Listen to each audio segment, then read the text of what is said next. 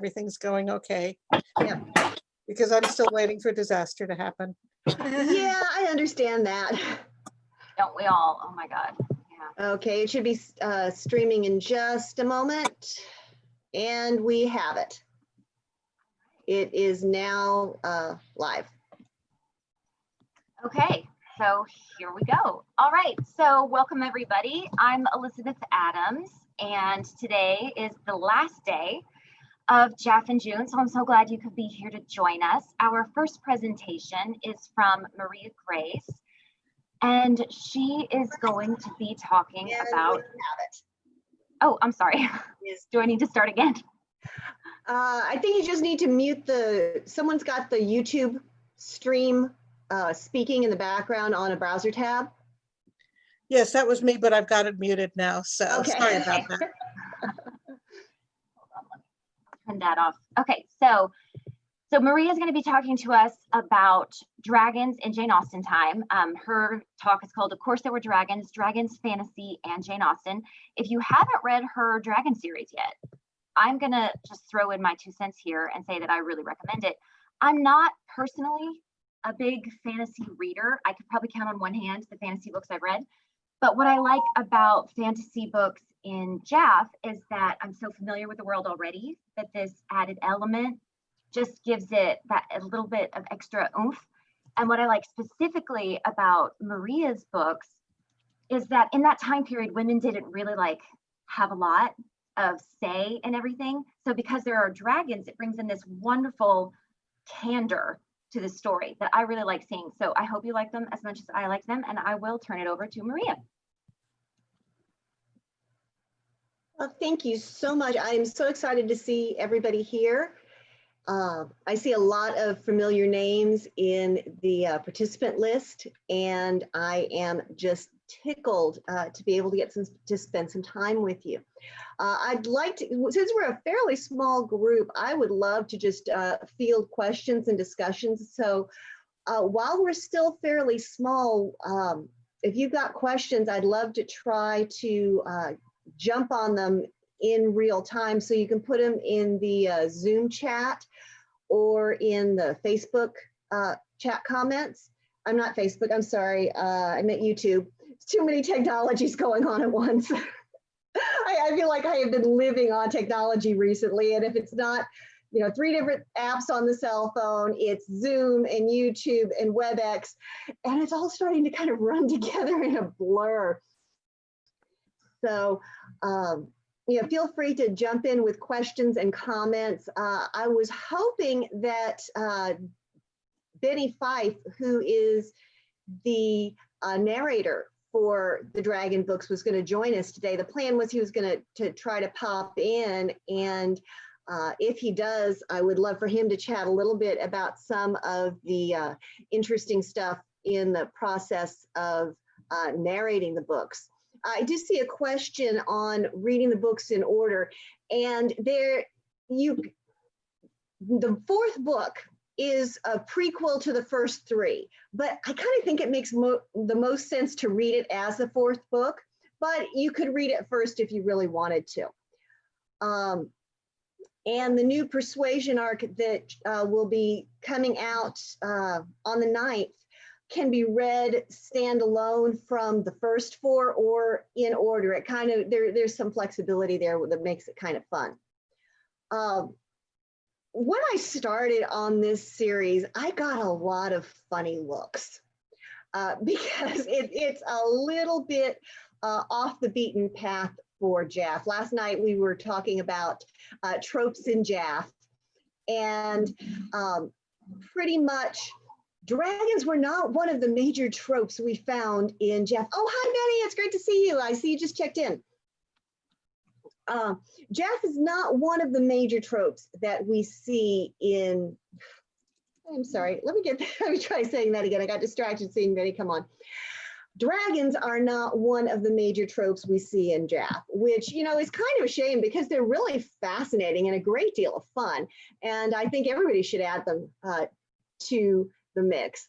But it does kind of make them a little bit different from the beaten path. One of the reasons I think we don't think about dragons in Jane Austen is that she was really, really grounded in the world around her. And so she was very, very realistic in what she was portraying. She was portraying what she saw every day. And so kind of leaping off into a fantasy world seems a little bit off the beaten path. But at the same time, I think that there's a really good argument to be made that Brenda says, dragons are so much more fun than zombies. I think so, but I'll talk about this in a minute. The zombie movie actually kind of gave me the last piece of the puzzle of how to bring dragons into Austen's world. I'll talk about that in a minute. I see the question, how many more books do I anticipate? Well, depending on how well received the Persuasion arc is, I have anywhere between 6 and 12 more potential plots scribbled in various forms in notes. So we could go on for a while, which I would love to do. I would really love to do because I have so much fun with that. It's great to see you, Suzanne. Hey, Benny. Oh, Northanger Abbey. Yeah, I've talked with Ben about my Northanger Abbey plot, which is actually based in some of the myths of the Cornwall dragons, which we'll talk about in a minute. Yes, new plots based on Austen works, and a few that are tangential to some of the other works. They're not Austen plots, but they're Austen characters from the world that's been set up. Austen herself probably didn't read a lot of fantasy books because really we didn't see fantasy coming up as a genre until the Victorian era. That's when most literature scholars mark the first true fantasy book having been written. So Austen wouldn't have read a lot of fantasy works. They simply weren't available. However, she would have been very, very aware of the mythology and those stories that were present. And when you start looking at the mythological histories in Britain, one thing that you see over and over and over again is the presence of dragon in British mythology. They're everywhere. I hadn't realized how prevalent they were till I started really looking into it. Just to name a few, there's the Lambton worm, which immediately jumped to my head as a Pride and Prejudice connection because of Lambton Village right outside of Pemberley.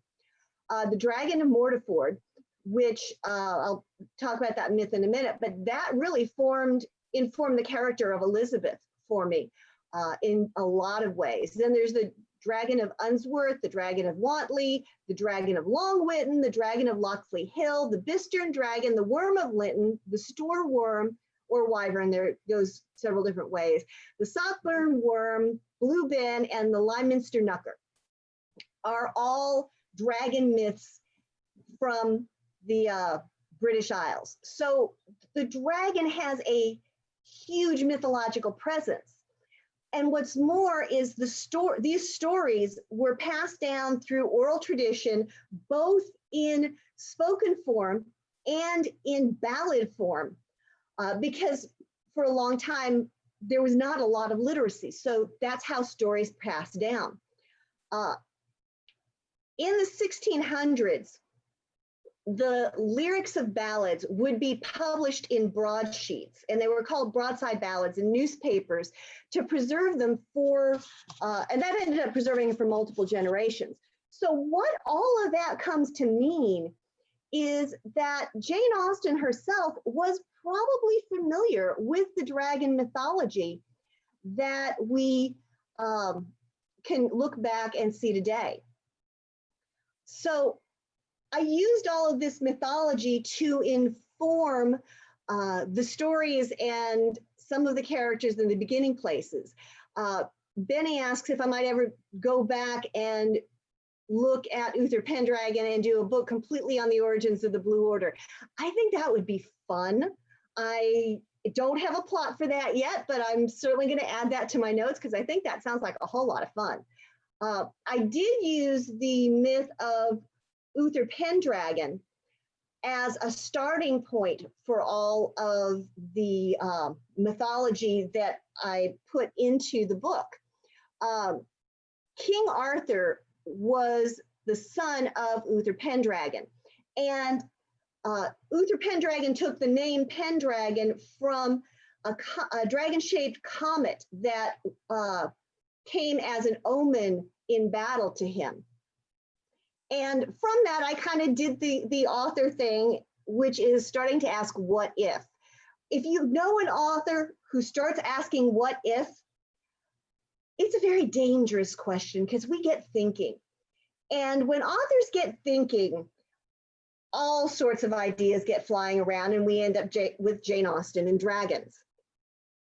The what if I got thinking of is, what if it wasn't really a comet, but it was an actual dragon, and it was called a comet to make it more acceptable to people because, dragons are big and scary. And from there, I got to thinking, well, if there were dragons, how might dragons and people coexist? And out of that came the idea that, dragons basically hid in plain sight. Only a few individuals would know that the dragons were there because they had a particular trait of hearing that allowed them to hear the dragon's voices, which were outside the range of normal human hearing. And that group then became the Blue Order, who were responsible for maintaining the peace between human and dragons. And that's kind of the premise. And from there, we move up through the centuries into Jane Austen's era. I'm trying to look at the group chat here to see if I have missed anything. I don't want to miss a question or some conversation here.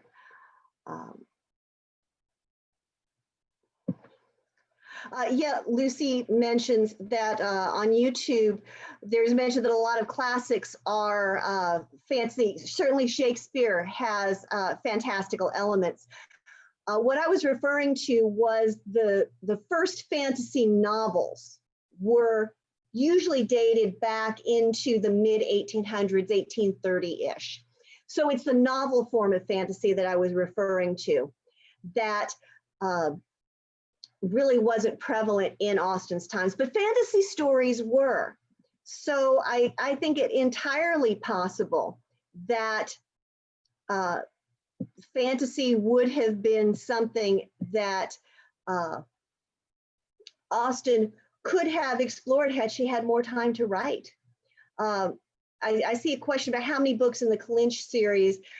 Definitely 2, possibly 3. I'm still kind of kicking around the plot for the 3rd, but it's definitely 2, which brings us to the conclusion of what Austen wrote in Persuasion. But there may be a 3rd with some further adventures, particularly for Wentworth and the Dragon.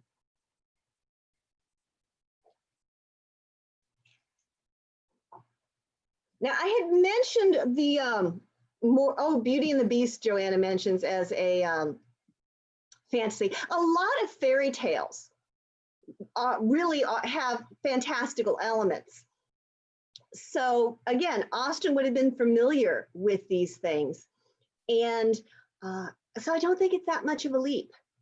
I had mentioned one of the myths of the Dragon of Mortefort that was a starting place for me. I was reading through the dragon mythology in England, and I hit this particular tale and was just kind of gobsmacked, and I stared at it. It's the story of Maud and the Mortefort dragon, which was actually a wyvern, which is it's the 2-footed dragon with wings. It's one of the traditional dragon images. You have the 4-footed dragon with wings, which are drakes, and then the wyvern, which is the 2-footed dragon that has wings. And that's a wyvern, which anybody who's read the series will recognize the wyvern was the Longbourn families, the Bennett families dragon. So the story was Maud and the Mortiford dragon, the wyvern. And it was set in the Hertfordshire village of Mortiford. Now, Meryton was in Hertfordshire, not Hertfordshire, but you know, we're close. Mortiford, Meryton, that works in my head. Anyway, Maud finds this baby green wyvern while out walking and takes the baby back to become a pet. And she cuddles, and it's her pet dragon, and she's very, very close to her dragon. But most of the other villagers find it intolerable, and they try to get rid of the wyvern. But Maud, that's her best friend, and she protects it. And I thought about this story of this girl who loves a baby dragon and rescues them and understands them, and a grumpy wyvern that nobody can seem to get along with. And as I said, anybody who's read the first part of the dragon books will recognize this is very much who Elizabeth was in terms of her relationship to the wyvern and the wyvern's relationship to everybody else. He was just grumpy, and she was the only one who really understood him. So that's really where the story began. And as I was kind of thinking about all of how to make this work, I was watching, and it's kind of sad to admit, but I was watching Pride, Prejudice, and Zombies, which my husband insisted that, that sounded like a fun romp. And well, who am I to disagree? He wants to watch Jane Austen with me. He's watched everything else, so we watched this one. And as I was watching it, the author in my brain is staring at this story, and it suddenly clicked in terms of story structure, how to weave the Austen story in with the dragon stories, because that's kind of what Pride, Prejudice, and Zombies did. It took the plot line of Pride and Prejudice and then wove in and around it the zombie plot. And so the whole structure there, I was just staring at it, and I kind of had this aha moment of, oh, that's how it works. And so I really credit to Pride, Prejudice, and Zombies the final piece that made the whole story work and make sense. In the comments here, yeah, my favorite thing is when Doctor Who shows up as Mr. Collins in Pride, Prejudice, and Zombies, and that seemed to make the whole thing make sense. When Doctor Who is there, and it's absolutely, of course, they're zombies. And that movie has the best proposal refusal scene of any of them out there, because it nails the emotional content in ways that none of the other adaptations do. So I really enjoy it for that. Excuse me for just a second here.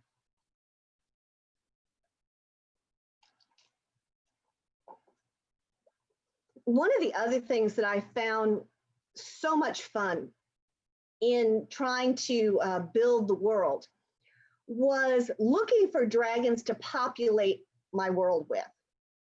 Because as I was thinking through the story, the problem with big dragons like wyverns and drakes, we think of the 20-foot tall fire-breathing dragon.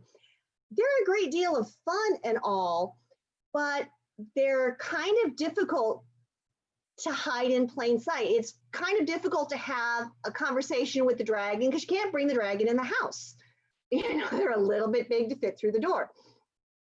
So I got to thinking, okay, how can we get more interaction with the dragons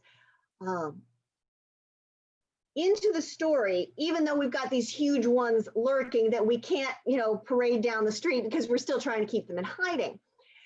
And as I looked more and more at the mythologies, both in England and throughout Europe and throughout the world, I mean, I have a few dragons that really originate in the Far East showing up. There were a lot of small dragons in mythology. some of my favorites, I have little fairy dragons, which are little hummingbird, bird-sized dragons, which come out of Japanese mythology. In Japan, they're called Hiro, and I kind of Europeanized it to fairy dragon, but that's where those that particular species of dragon came from, was out of Japanese mythology. And everybody loves the tassel worms. The tassel worms are kind of a cat dragon, and the front half is a cat and the back half is a serpent. Very much like the cockatrice, which is also out of European mythology, where you have the front half and legs of a large bird, a bird of prey, and the tail of a serpent. And the cockatrice is much more familiar to people. But the tassel worm I had never, ever heard of until I saw it in some alpine mythology. And I mean, it's a cat. It's a cat dragon. What's not to love about a cat dragon? And they're of a size that they can be companions with people and disguise themselves as cats, just like fairy dragons can disguise themselves as birds using something that I built into my story with persuasion. That is an ability the dragons have to, since they normally speak in a frequency that most people can't hear, they can use that voice to suggest, to give suggestions that people who can't hear them otherwise would take subconsciously, and thus persuade people that, oh, I'm a cat, not a tassel worm, or I'm a fairy dragon, not a tassel worm. You don't see me here, you don't even notice me. And so that's the mechanism by which they hide. So now I was able to have small dragons populate my world, and that expanded the possibilities tremendously. I saw a question about being influenced by Anne McCaffrey's Fire Lizards. I love Anne McCaffrey. I have been a Pern junkie for years. I absolutely fell in love with that series. And I loved being able to have the fire lizards close at hand because they didn't have to be in the dragon lair, and I wanted to be able to do something similar. Her fire lizards were very small dragons and were the genetic stock from which the big dragons came. And I wanted to try to not duplicate what she had done. Of course, it's very tempting when you do it so well. It's really tempting to fall into a trap of mimicking those ideas. So that's why I'm sorry, I'm looking at the chat here. Like when theaters would flash popcorn and soda signs. Yes, that's exactly how persuasion works. That's great. And that's how the dragons earn money to buy sheep. I love that. That is fantastic. But yeah, that's exactly how persuasion works. And so persuasion was a great book to do in the dragon universe because persuasion is such a theme with my dragons. But anyway, I didn't want to duplicate what Anne McCaffrey had done with her dragons. So that's where I really started doing a deep dive into mythologies to look at inspiration for dragons that already existed. So that way I could, keep from wandering into Anne McCaffrey's world, which has already been done perfectly. It doesn't need me to touch it. So that's really where the dragons came from and how they've been woven into Jane Austen's world. And the catchphrase, the log line for the series is, of course, there were dragons, because now they just seem to fit for me in Jane Austen's world. And I keep looking for hints of the dragons in her works, and they fit so perfectly with her stories that I think it's amazingly fun to see how they keep popping up and how their personalities become such a very interesting part of the world. Brenda said, do I find hints of dragons in Austen's work? I'll tell you a funny story about the persuasion theme books. And if any of you haven't read, George Wickham is named after a dragon slayer. Yes, St. George. That's a good one, Sarah. Going back to the persuasion book, if you haven't read The Dragons of Calinch, I will warn you, this is a spoiler, so you may want to cover your ears for a moment, because this does spoil a little bit one of my favorite things in the book. A lot of times when I'm chewing on plots, I will grab my husband or one of my sons and we'll go walking, and 2 or 3 miles later, I'm just telling, okay, I'm thinking about this, I'm thinking about this, what do you think? And my guys aren't writers, but oh my gosh, they have outstanding imaginations, and sometimes they throw out just some of the best ideas. So as we were walking, I was telling my husband about what I wanted to do with persuasion, and he looks at me, and here's the spoiler, so blur it out if you don't want to hear. He looks at me and said, well, Lady Russell's a dragon. All she does is persuade throughout the whole story.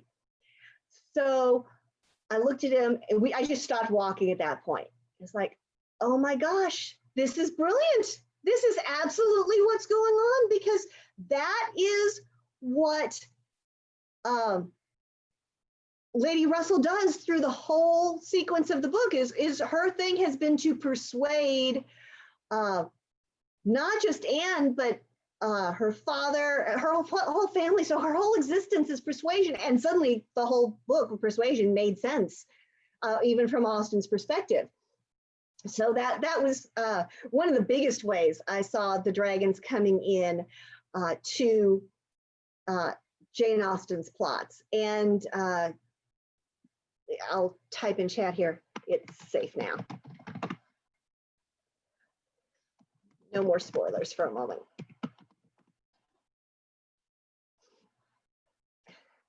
Because I don't want to spoil the story, but that was so much fun seeing how that fit the story so well.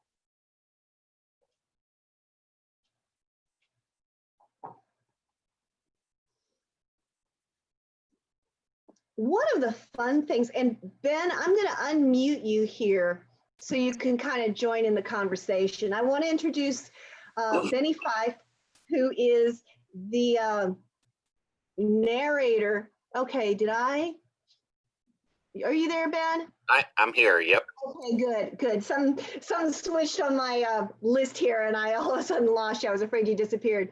Ben is the narrator. He's done the first 4 of the Dragon books. We've got the Dragons of Calinch in the hopper right now that we're working on. And as soon as I finish the manuscript for Dragon Persuasion, Calinch Dragon Persuasion, that will be sitting on his desk as well. So those 2 are happening. But he has been a partner in crime with me in bringing these guys to life. And I know those of you who've listened to the audiobooks have just been in awe of his talents in taking the dragons off the page and really breathing life and personality into them. And I've loved doing it. It's been basically a dream come true for me. When I first saw it up for audition, I'm like, Jane Austen and dragons? Who wouldn't want to?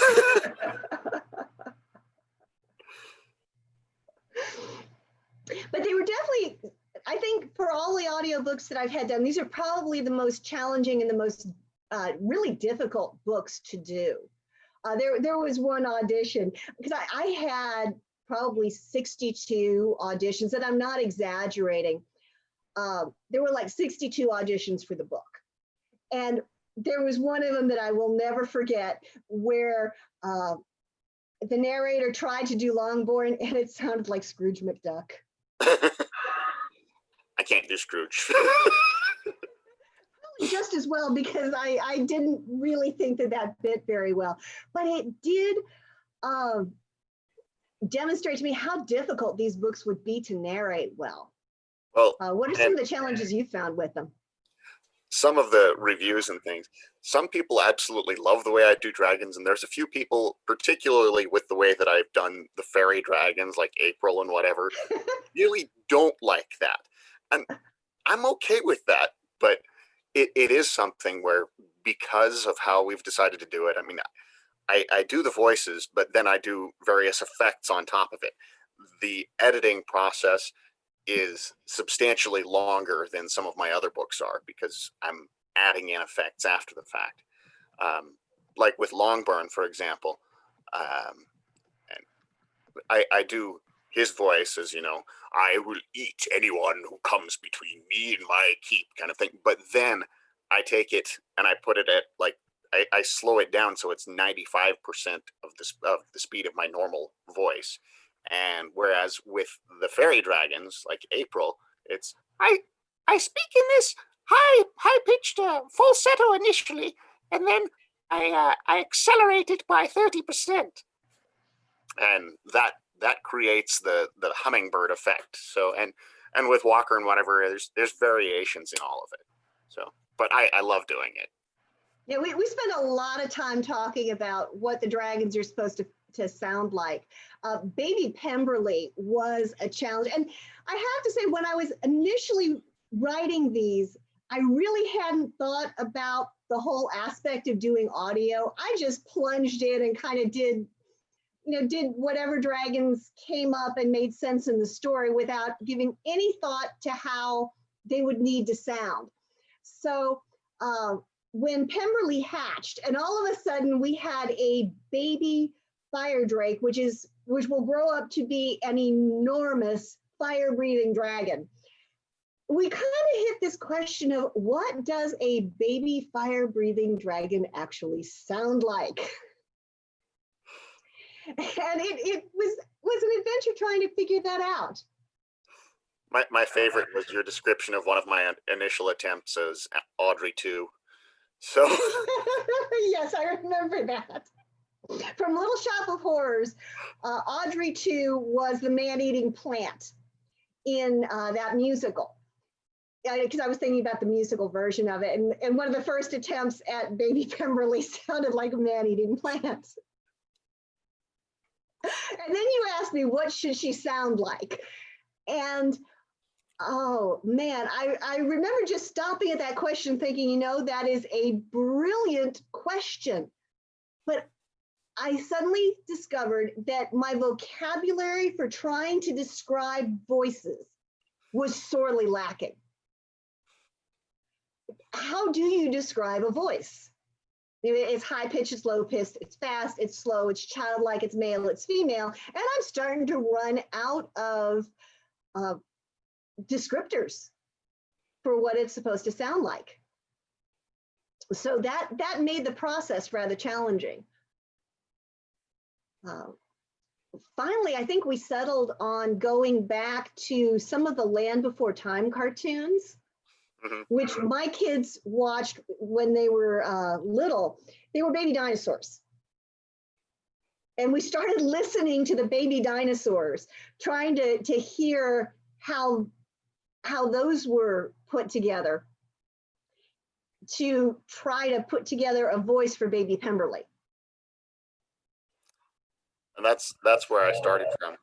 And it's something where, I mean, I hadn't watched Land Before Time since I was a little kid, but I watched some YouTube ones and whatever, and went back, and it was a good place to start from. So when I have a starting place, then I can, tweak it and do my own thing. And Maria's been great to work with me and say, no, that doesn't work, or yeah, I really like this one. I've loved being part of the creative process in this whole thing. The variety of dragon shapes and sizes, because one of the things that has set these dragons apart from what a lot of other dragon mythology or dragon stories that I've read have been is the variety of shape and size and configuration of these dragons, where Anne McCaffrey's dragons were all basically one kind of dragon in different sizes, from fire lizards, and then the different colors of dragon, from the the little green ones to the gold queens. They were all basically the same configuration of dragon, the traditional winged fire-breathing dragon sort. We've got cat dragons and tassel worms and the more traditional four-legged dragons and the wyverns, and then we get into the worm type dragons, which are snake type dragons, and the feathered and winged serpents from like Quetzalcoatl from the Americas. So we've got even a bigger challenge trying to figure out how do those different types sound. And I see the question branching beyond Austen with some of the characters like Shindia from the Eastern Dragon Federation. That one was in Netherfield. If I find the plot, I'm open to do it. I've literally got between 6 and 12 plots in note form right now. I've got Sense and Sensibility, Northanger Abbey, Mansfield Park. I haven't quite figured out Emma yet, but I'm close. So those are definitely there. And then I've got some tie-up plots for things that got opened up in the first series. And then my middle son, who is one of my plot buddies, bent on world domination. He's actually a political history buff. He's a lawyer, and so he loves that stuff. And he's been working with me on a huge plot arc that kind of starts off in the first book and will probably go over through 12 books and wrap up in the last 3. So he's plotting away for me. It's like, hold on a minute, kids, slow down. We'll see where all this goes. See, bring in Victor Hugo. Oh boy, that's another time period I have to research though. If I see the question, do all the books need to be read in order? Could be a companion book my sons would love. Yeah, some of the books do need to be read in order, like the 3 Pride and Prejudice books, because that's the 3-book arc in Pride and Prejudice. And it loosely follows where Austen broke her 3 volumes. And the Persuasion arc right now has 2 books, and I'm possibly kicking around a 3rd because, Napoleon does escape Elba in 1815, and the book concludes at the end of 1814. So there's the potential that may go somewhere. And so those 3 would have to be read in order. But then there'll be some smaller books like The Introduction to Dragons, which was Elizabeth's backstory. With Sense and Sensibility and Northanger Abbey, those could probably be read separately. I'm not sure if those will be 1 or 2 book arcs. It kind of just depends on how the story evolves. But yeah, those would be able to be read separately. What I'm trying to do is make sure that the world is sufficiently brought out in each of the books that you could start in any one of Austen's books and it would make sufficient sense. And I just lost my train of thought. I'm sorry. Hang on a second. And I'm also trying to use different mythologies, like the Northanger Abbey story. I'm really looking at the mythology of the Cornish dragons. Or is it Welsh? I have just blanked out. But it's Dueling Dragons is the working title. Northanger Dueling Dragons is the working title on that one. So I'm trying to stick with a lot of the mythology as I find it. One, because I like anchoring it in those things that Austen would have had exposure to and that she would have known. And 2, it's just some great story fodder to work with. Brenda's asking about a complete list of dragons. as suggested above. Hang on just a minute. I need to see what that suggestion was. I do have an index for the series that if you subscribe to my newsletter, I have a dragon newsletter, and there is a free copy of that index to anybody who subscribes for it. And if you're interested, you can run by the website, which is Random Bits of Fascination, and along the sidebar, you'll see where you can subscribe to the newsletter. So you can get a copy of that index. I see a question from Ben about bringing in other mythological creatures, and oh, this could get out of control so fast. I'm not sure. I haven't thought about it yet. Thanks, Mike. I don't dare try to pronounce that name that you put up there, but the classic Welsh dragon. D-D-R-A-I-G. Ben, you want to try to pronounce that one? You're the vocal specialist. I'm guessing, but I could be completely wrong. I think it's Idregoch.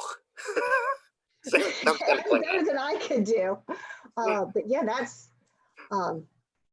that's a name for sure.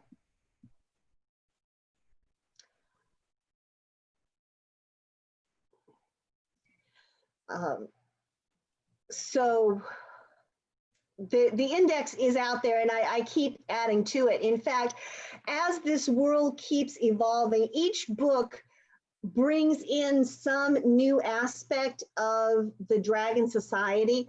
One of my rules in writing this is not to do the same thing twice, not to use the same plot problem or the same plot device twice, because then it gets really boring really fast. That's how series die out, is that they get stuck doing the same thing over and over again, which makes it great fun because I have to keep coming up with something new, which is also a little crazy making on the side. But the offshoot of that is trying to keep track of everything, because every book brings in new aspects of the Dragon Society and the Pendragon Accords, which are the set of agreements made between the human and dragon culture.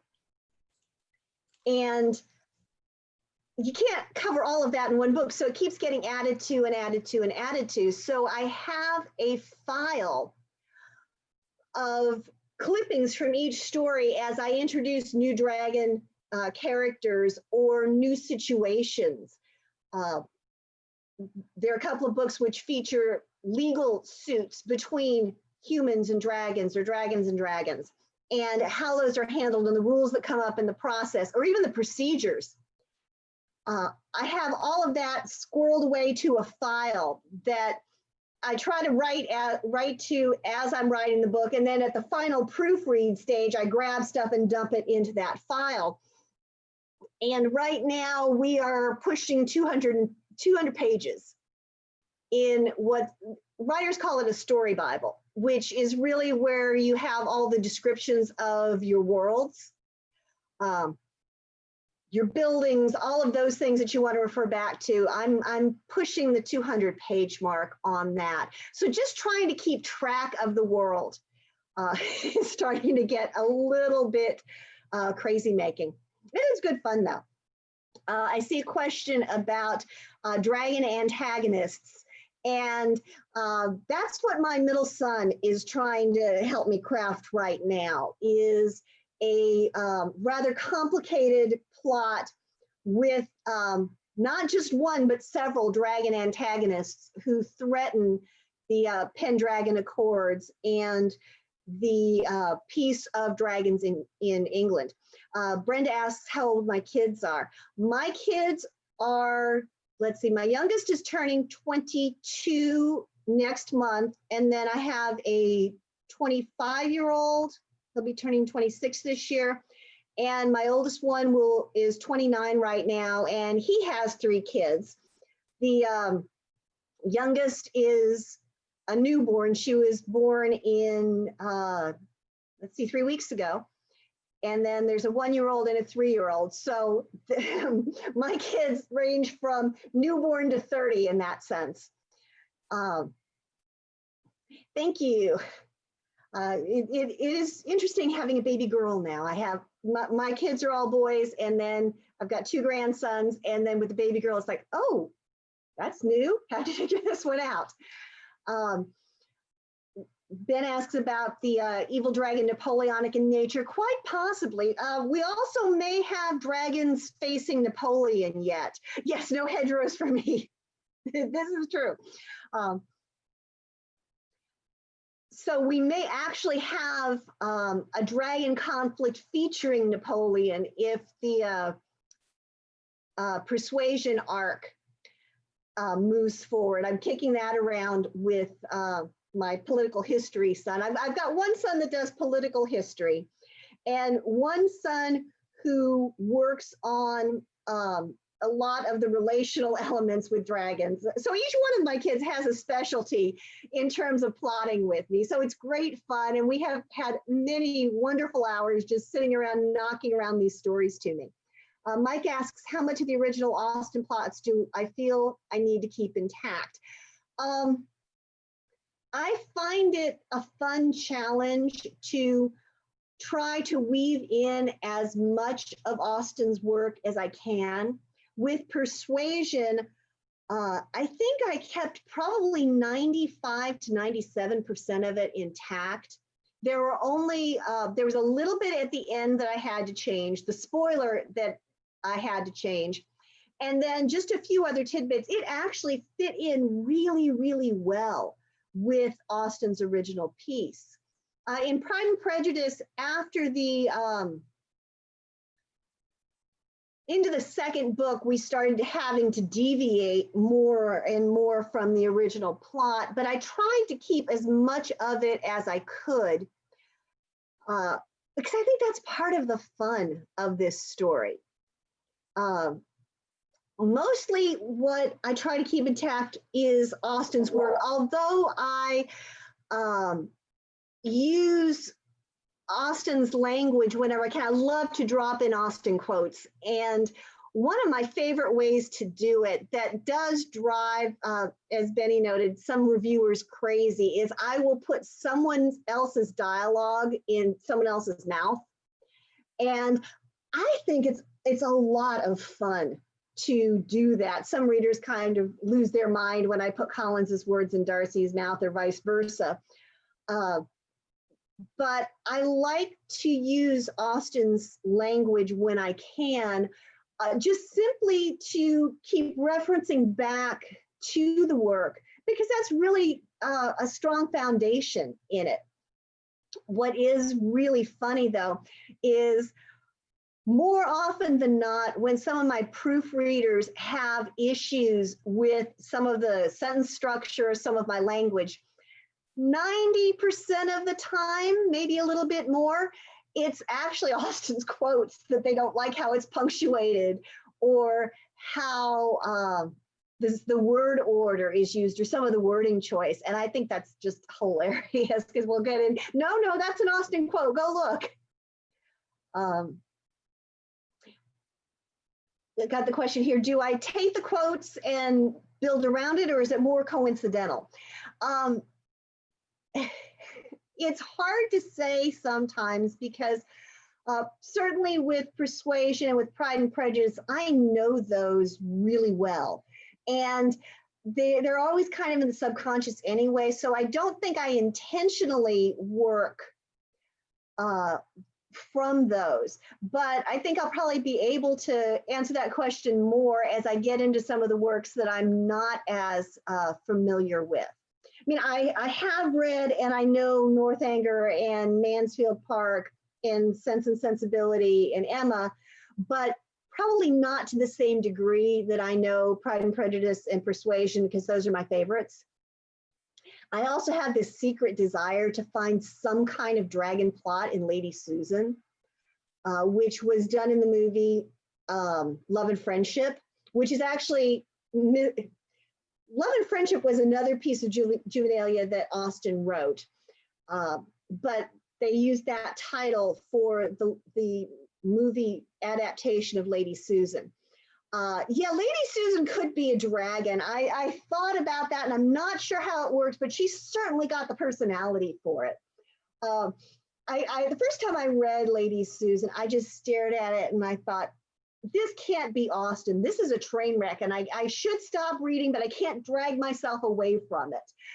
It was just absolutely fascinating, and I would love to find some way to bring Lady Susan into this world as well, just because it's so much fun. The characters are so outlandish. Lady Susan is a novella that she wrote as part of her juvenilia. And it's unlike, in so many ways, it's unlike anything else Austen wrote, which I think makes it great fun because it does show a side of Austen that we don't see in her more mature works. And I have a lot of fun with it. So I am chewing on how dragons were part of Lady Susan as well. That one I don't have as clear a bead on yet.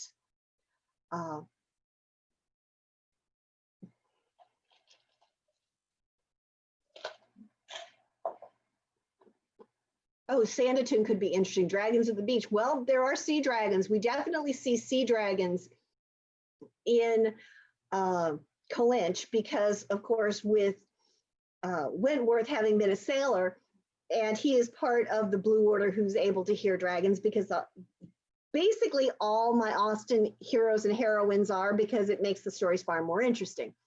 Although we're playing with some ideas to change that a little bit.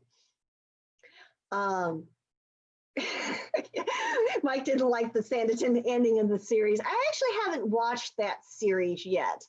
I've had so many things cooking creatively that I thought, okay, I will hold off on that until I get some of these other ideas out of the way, because one of the challenging things as a writer in general, and for me, particularly in this fantasy world, that I love spending time in this world. It's my favorite place to be, is the shiny bunny syndrome. Oh, look, there's a shiny one. Oh, there's another one. And yeah, that's exactly what happens. I get chasing up. Oh, look at that one. Oh, look at that one. So I have a file. Yes, shiny squirrels, lots of shiny squirrels. In this case, there's shiny fairy dragons and tassel worms. And oh, there's another dragon myth I don't know anything about. Let me go chase this one up. And oh, that piece of research. Yeah, I've heard of that completion of Sanditon too, Brenda. I haven't read that one yet. It's on the long list of things to do. But I actually have a file where I keep random ideas like that, and even random pieces of research that, oh, that's got to go in a story someday. Like I came across an article, and I come across a lot of articles here and there just because I seem to find them. I'm not sure why, but came across an article on a shipwreck that the ship went down not far from the coast of England carrying gold, and it hasn't been found today. And I thought, oh my goodness, what can I do with that? That just seems to be begging to be made into a story point. And I have found a good place to use it. So there's nothing more fun than finding tidbits of research that can be worked into the plot lines and just add that little bit extra of realism into the fantasy world. I can't tell you, all I can tell you is you've got to read Calinch Dragon Persuasion, because that's a spoiler that will ruin too much of the book. I can't share that with you yet. The book is coming out on the 9th of July, so that's just a little bit over a week. And I got to ask you to wait till then, because I would love to be able to share it, but that is just a huge spoiler. The book will be on Kindle Unlimited. It'll probably be about 90 days before I put it on Kindle Unlimited. I will be putting the prequel to it, Dragons of Kalinch, on Kindle Unlimited in the next few days. So just before the second book comes out, I'll have the first one on Kindle Unlimited, and then about 90 days after that, I'll move the second one into Kindle Unlimited. Brenda asks about the manuscript not totally finished. The manuscript is finished. I just have to add the final edits onto the epilogue. So right now, my poor manuscript, the first half of it is completely proofread and ready to go. The second half is going through 3 levels of proofreading because I am a terrible proofreader, and sometimes I add mistakes in as I'm proofing. And so I have proofreaders help me, and then I fix things, and I have another proofreader to proofread what I proofread because it's just not my strong suit. So the second half of the book is going through that, and I just have to do the last edits on the epilogue and get that into the proofreader. So really it's done. It's just a couple hundred words of editing that I need to finish. So it's nearly finished. Ben asked about the audiobook in September for Kalinch Dragon Persuasion. Put it on the calendar. Let's do it. Because I would definitely like to have that to be able to promise people soon, because as soon as I start talking about dragons, the next thing is, when is the audio going to be out? The audio and the paperback is what everybody asks about, and yes, there will be both. As soon as I get the ebook out for Kalinch, I will get paperbacks out for both both books of the Persuasion arc, and we will have audiobooks for both of those. Because they're just so much fun. We need to do that. Do I do the ebooks myself, or does someone else do that for me? Yeah, I do them. I'm a quintessential do-it-yourselfer, and I like to have my hands in those things. With a lot of the new tools out, doing the ebooks yourself is not nearly as difficult as it used to be. So I do get those done. What about the hypothetical 5-book science fiction series? Yeah, it's not hypothetical, it's 6 books now. But yeah, that's actually, I'm going to be starting on that as soon as I hit the publish button on Kalinch. I'll be dividing my time between these projects and that, because if I don't, my husband and sons will kill me. So I will be, yeah, I'm very busy. Yes, Betty, pick you, definitely. What sort of science fiction project? It is, okay, it's been cooking for probably about 7 years, and it was actually inspired by Austen in its own way. In fact, it's a story about multiple cultures and how they kind of deal with each other, but in terms of people. And one of those cultures is very much built off of Georgian and Regency England, and looking at class divides there. And definitely a number of the characters have had inspiration from Austen. Now, it leaps so far away from Austen, I really, I can't get away with saying that they are Austen inspired, because it's, you know, several levels removed from it. But they are much more character-based than gadget-based, if that makes any sense for those of you who do venture into the science fiction realm. There's some science fiction that's very gadget and technology-oriented. Am I going to publish it under Maria Grace? Right now, I think so. I've been doing a lot of research about what to do in that realm, but I think I probably will. And I'll keep everybody up to date on those projects as well on the website. Basically, anything that I'm doing, anything that's even remotely interesting, you can find on the website. And I do have the subscription for the Dragon newsletter on there in the sidebar. And then my Not Dragon newsletter is also on there. That I try to keep everybody abreast of what projects are going and when they're going to publish. I've got a lot of the Regency era research, so if there's any talks that you've heard me do or articles that you've seen from me elsewhere, they're all also going to be resident on the website, and you can find them there. And if nothing else, there's a contact form you can use to get in touch with me. So I don't want to make anything difficult to find or to uncover. We've got about 2 minutes left. So any last questions, thoughts, hopes, wishes, dreams? I do take suggestions. A number of you who have talked to me are at risk. You know, that just gave me a good idea. Expect to see it a few books down the line. So yeah, I always love to listen to ideas and thoughts and inspirations, and questions are always great because get a lot of good ideas from those. Yeah, I'm looking forward to a whole lot more dragon books. Oh, Pemberley hosting the Westminster Dog Show. Little Pemberley has a thing for puppies. There's a lot of humor running through these books, and one of the bits of humor is little baby Pemberley Dragon is lonely, and so she has a dog. In fact, she has 2 dogs, and so she hangs around with her puppies. Hey, Chris, it's good to see you too, and I'm looking forward to working on that as well. How are my dragon books compared to my non-fantasy JAFF? Well, as was discussed in the trope conversation yesterday, fantasy is not the most popular JAFF trope out there.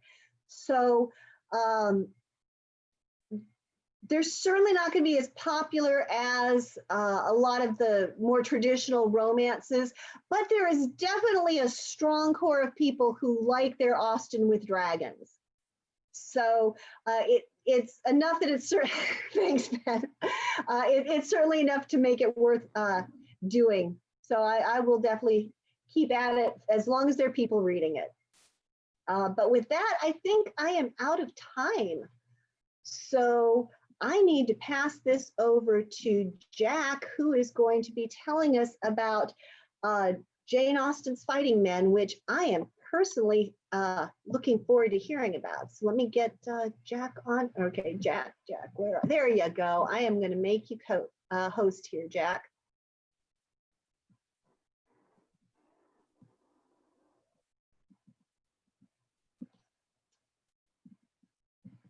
Okay, am I in? No, I'm Yes, still, you are in. I'm still, oh, here we go. Okay. Now I have the power. Thanks a lot, Maria. I really enjoyed this. And if any of y'all don't have her dragon books, you have permission to leave this broadcast and go out and buy them. They are fantastic top to bottom. And my wife is dying to get these books. She doesn't want them, she wants them in print, so get them out.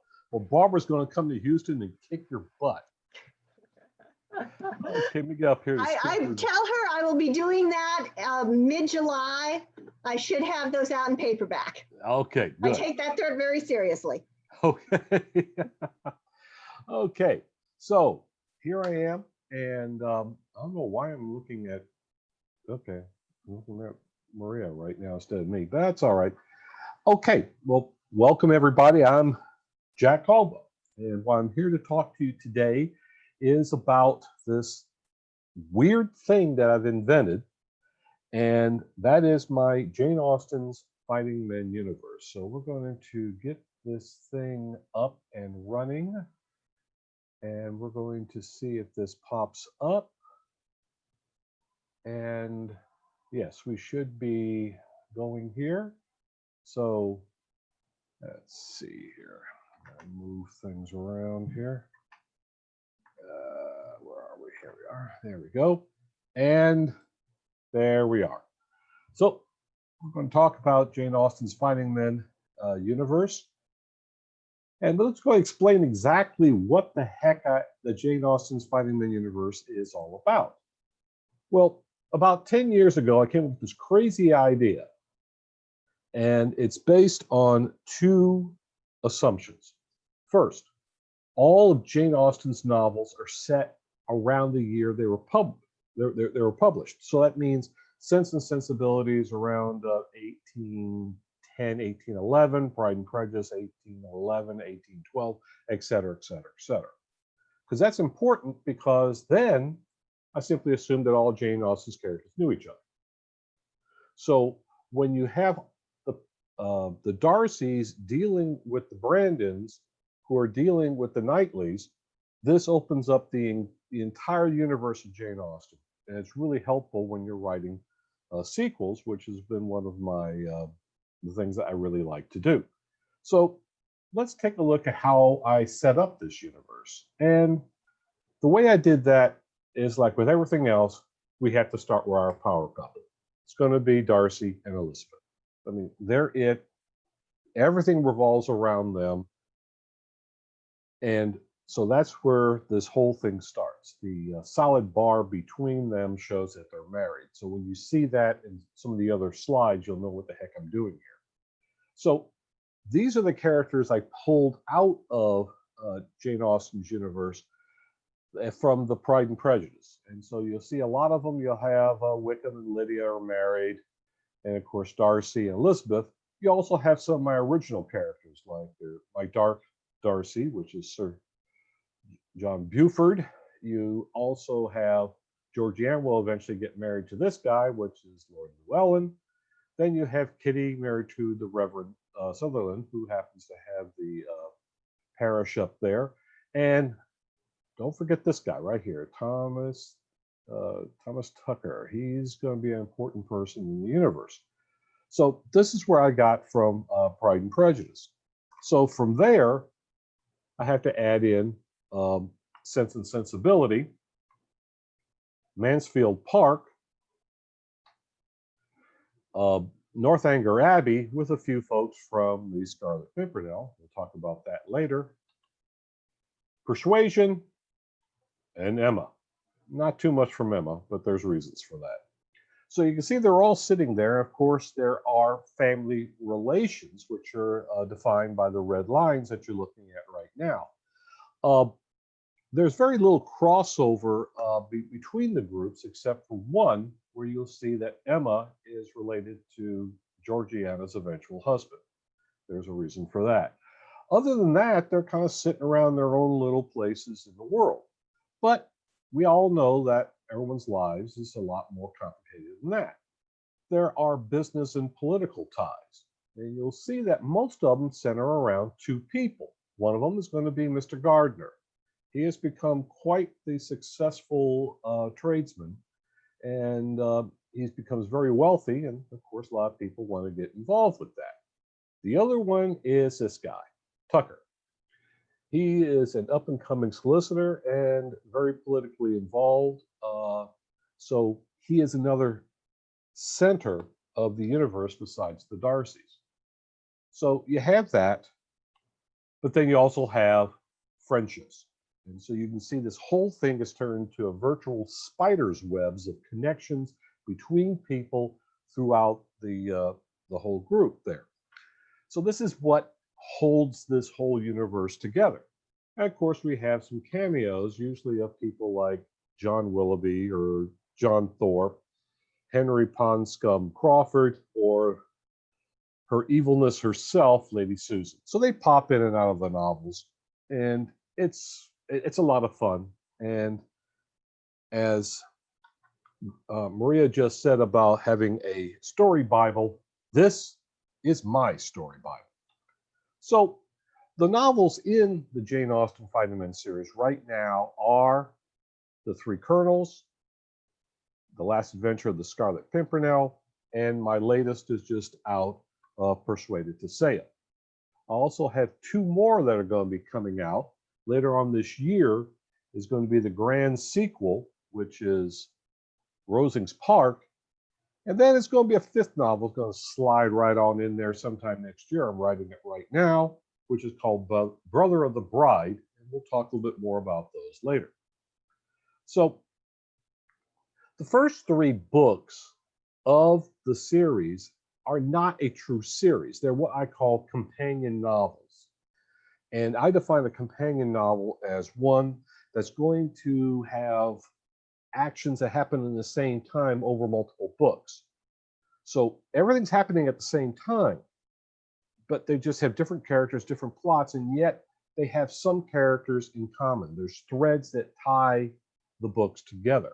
So while it's not truly a series, and each book stands on its own, it's a heck of a lot more fun when you read them all and you can see the interactions between the characters. So the way Jane Austen's Fighting Men series is a series of companion novels. It has those 3 books. They're all set during the same time, during a very important time during the Regency, which is the 100 Days Crisis of 1815. Now, several of the characters do know each other, have interactions with each other, but what they do is they take place at different times during this event. One is going to take place in Waterloo. The other one is going to be an espionage novel set in Paris. And the third, of course, if you're dealing with persuasion, is going to take place at the high seas. Now, you have to understand that I come to Austen with my love of history. And so there's a great deal of historical context in these novels. And so I picked a particular part of the Regency because it's very, very interesting. I call it the late Regency, which is between 1814 and 1819. And there's a lot of stuff that was going on during this time period. 2 of the most important that affected that and affects us today is this 100 Days Crisis I keep talking about and the Industrial Revolution. For those of you who are not quite familiar with the Regency, let me run it really quickly. The Regency really ran from 1811 to 1820, when George III was declared by Parliament to be insane, unable to carry on his duties, and they set up his son, the Prince of Wales, would become the regent, effectively the king in all but name. So we're talking about the later period of that. Now, those 2 events, for those of you who are not, since I keep talking about the 100 Days Crisis, let me explain what that is. The 100 Days Crisis is actually 111 days that takes place beginning on February 28th and ends around June 22nd of 1815. Those dates are the date that Napoleon Bonaparte, who was the Emperor of the French, who had been defeated in 1814 and had been sent to Elba as a prisoner in exile, escaped and returned to France. June 22nd is when, after his tremendous defeats, he abdicated the throne for the second and final time. The key period that happened there was the Battle of Waterloo. And the reason that happened was that when Napoleon escaped, it basically threw the entire continent of Europe back into war. They were all meeting at the Congress of Vienna to figure out how we're going to handle the peace. Well, here it is, the so-called destroyer of mankind is running rampant again, so we got to call up our armies again. This really put Britain into a really, really tough situation because most of their best troops were over in North America, either in Canada or dead in Louisiana. So they had to scratch up whatever they could, Wellington's infamous army, and with the Dutch and with the Prussians, met Napoleon in Belgium, and that was the Battle of Waterloo. And that happened on June 18th. And it's only a few weeks later that Napoleon was forced to abdicate. He would eventually surrender to the British about a month later. But why this is a key point is that when all the dust was settled after this event, Britain became the preeminent military and naval power in the world for the next 100 years. Pax Britannica began now, and they spread the British influence basically covered the entire globe because of what happened at Waterloo. The second great event that happened during this time period is the Industrial Revolution. Now, generally, it's assumed that this began around 1760, 1780. 18. It definitely began in Great Britain. And people didn't realize it was going on until about 1830, but it was going on. And so when you hear about all the troubles with the Luddites and all the other revolts that were going on in Britain, this began with the textiles.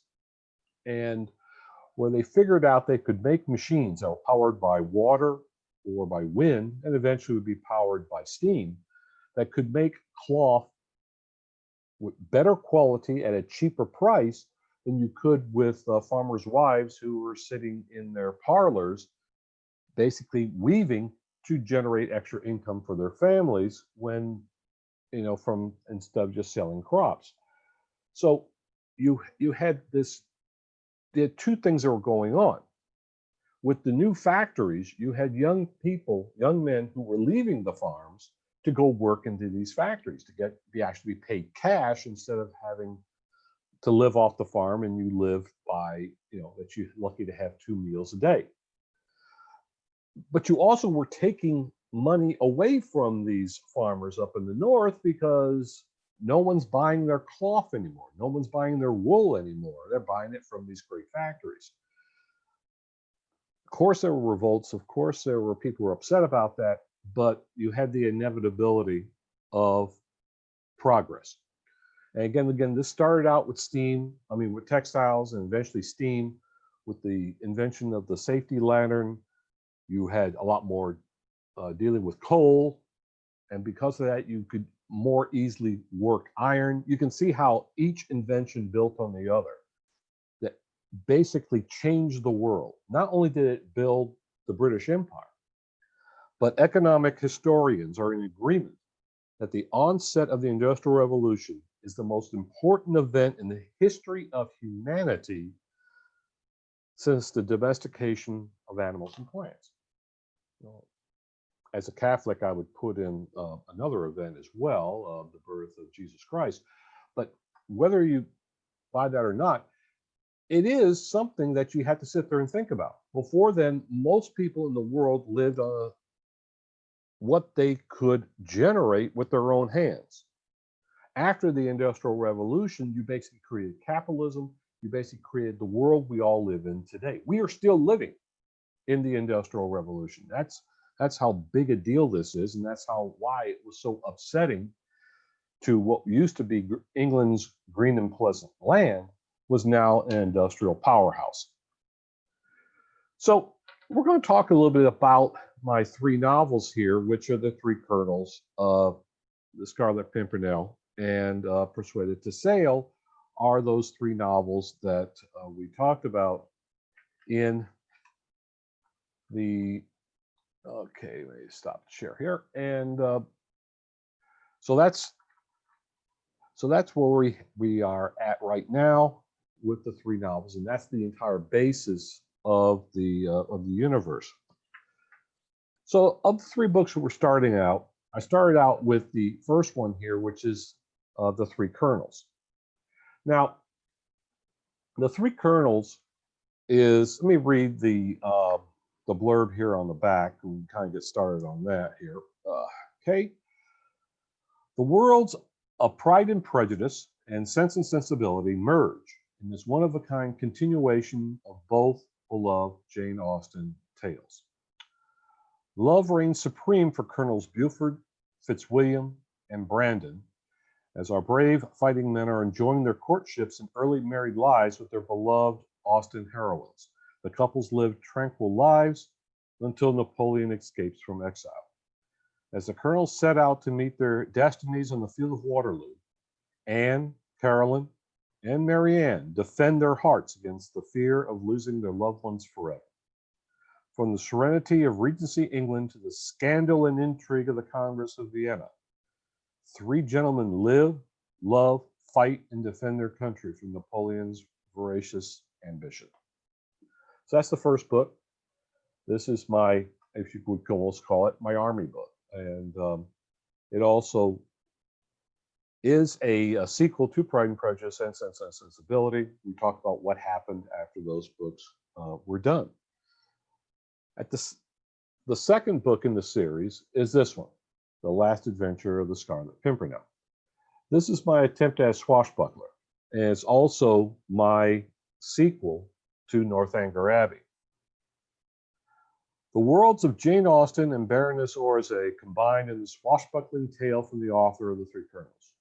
That's me. Captain Frederick Tilney, dashing cavalry officer and rakish heir to Northanger Abbey, is interested only in fencing and carousing.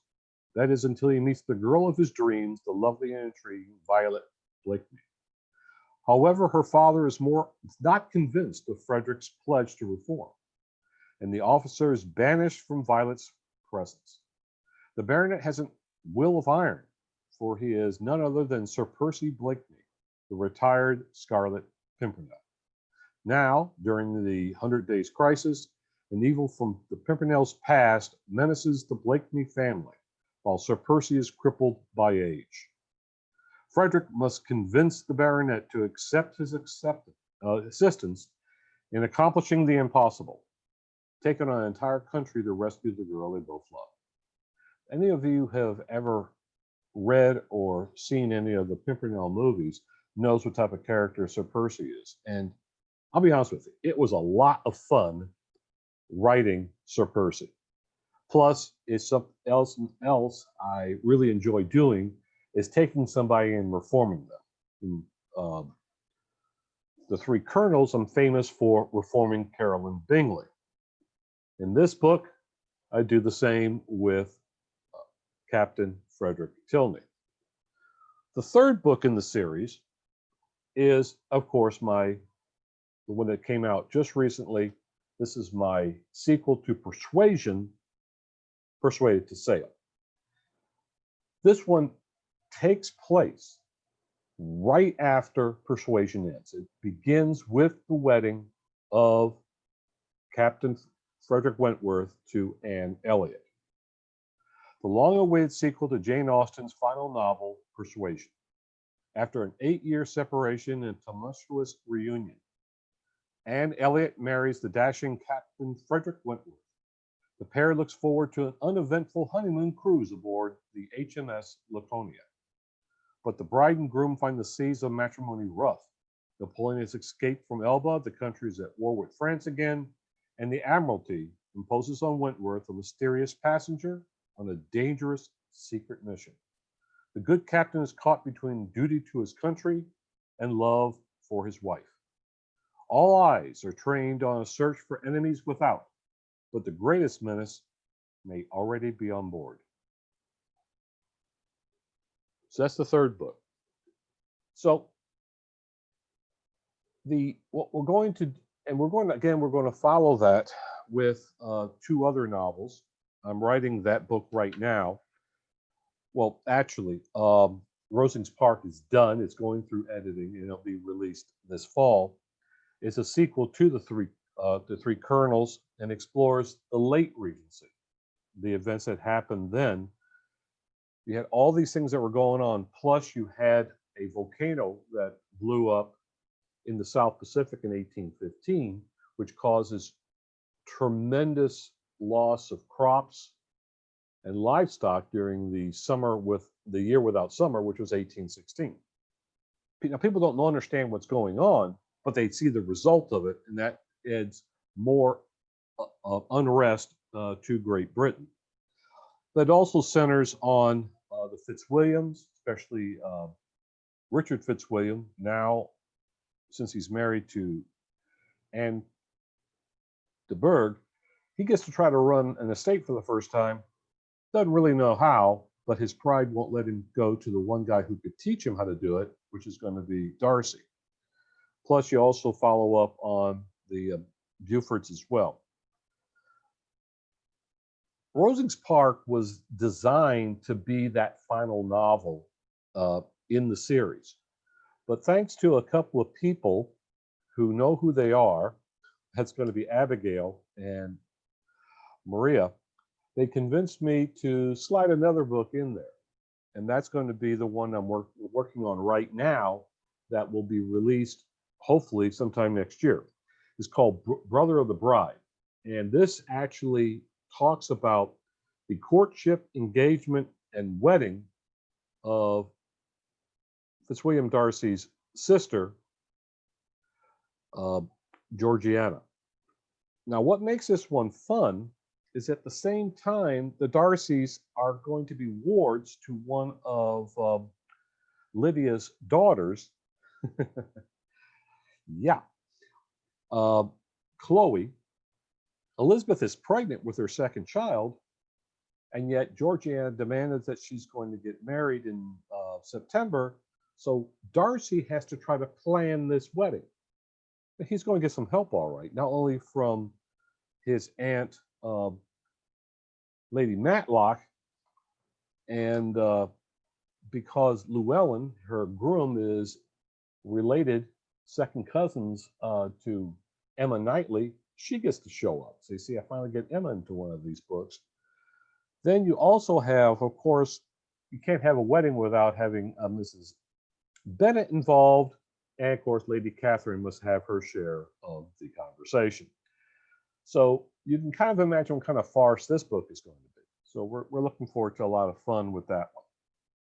And there'll be a lot other cameos that I'm going to stick there as well. Try to get almost everybody you could possibly imagine in this Jane Austen universe will make an appearance at least in one novel. And those that didn't make an appearance in any of the others is going to show up in this one. So that, in a nutshell, is what the Jane Austen universe is all about. So let's take a look here at some of the questions that you've popped up in here. I gotta wear these glasses so I can actually read these things.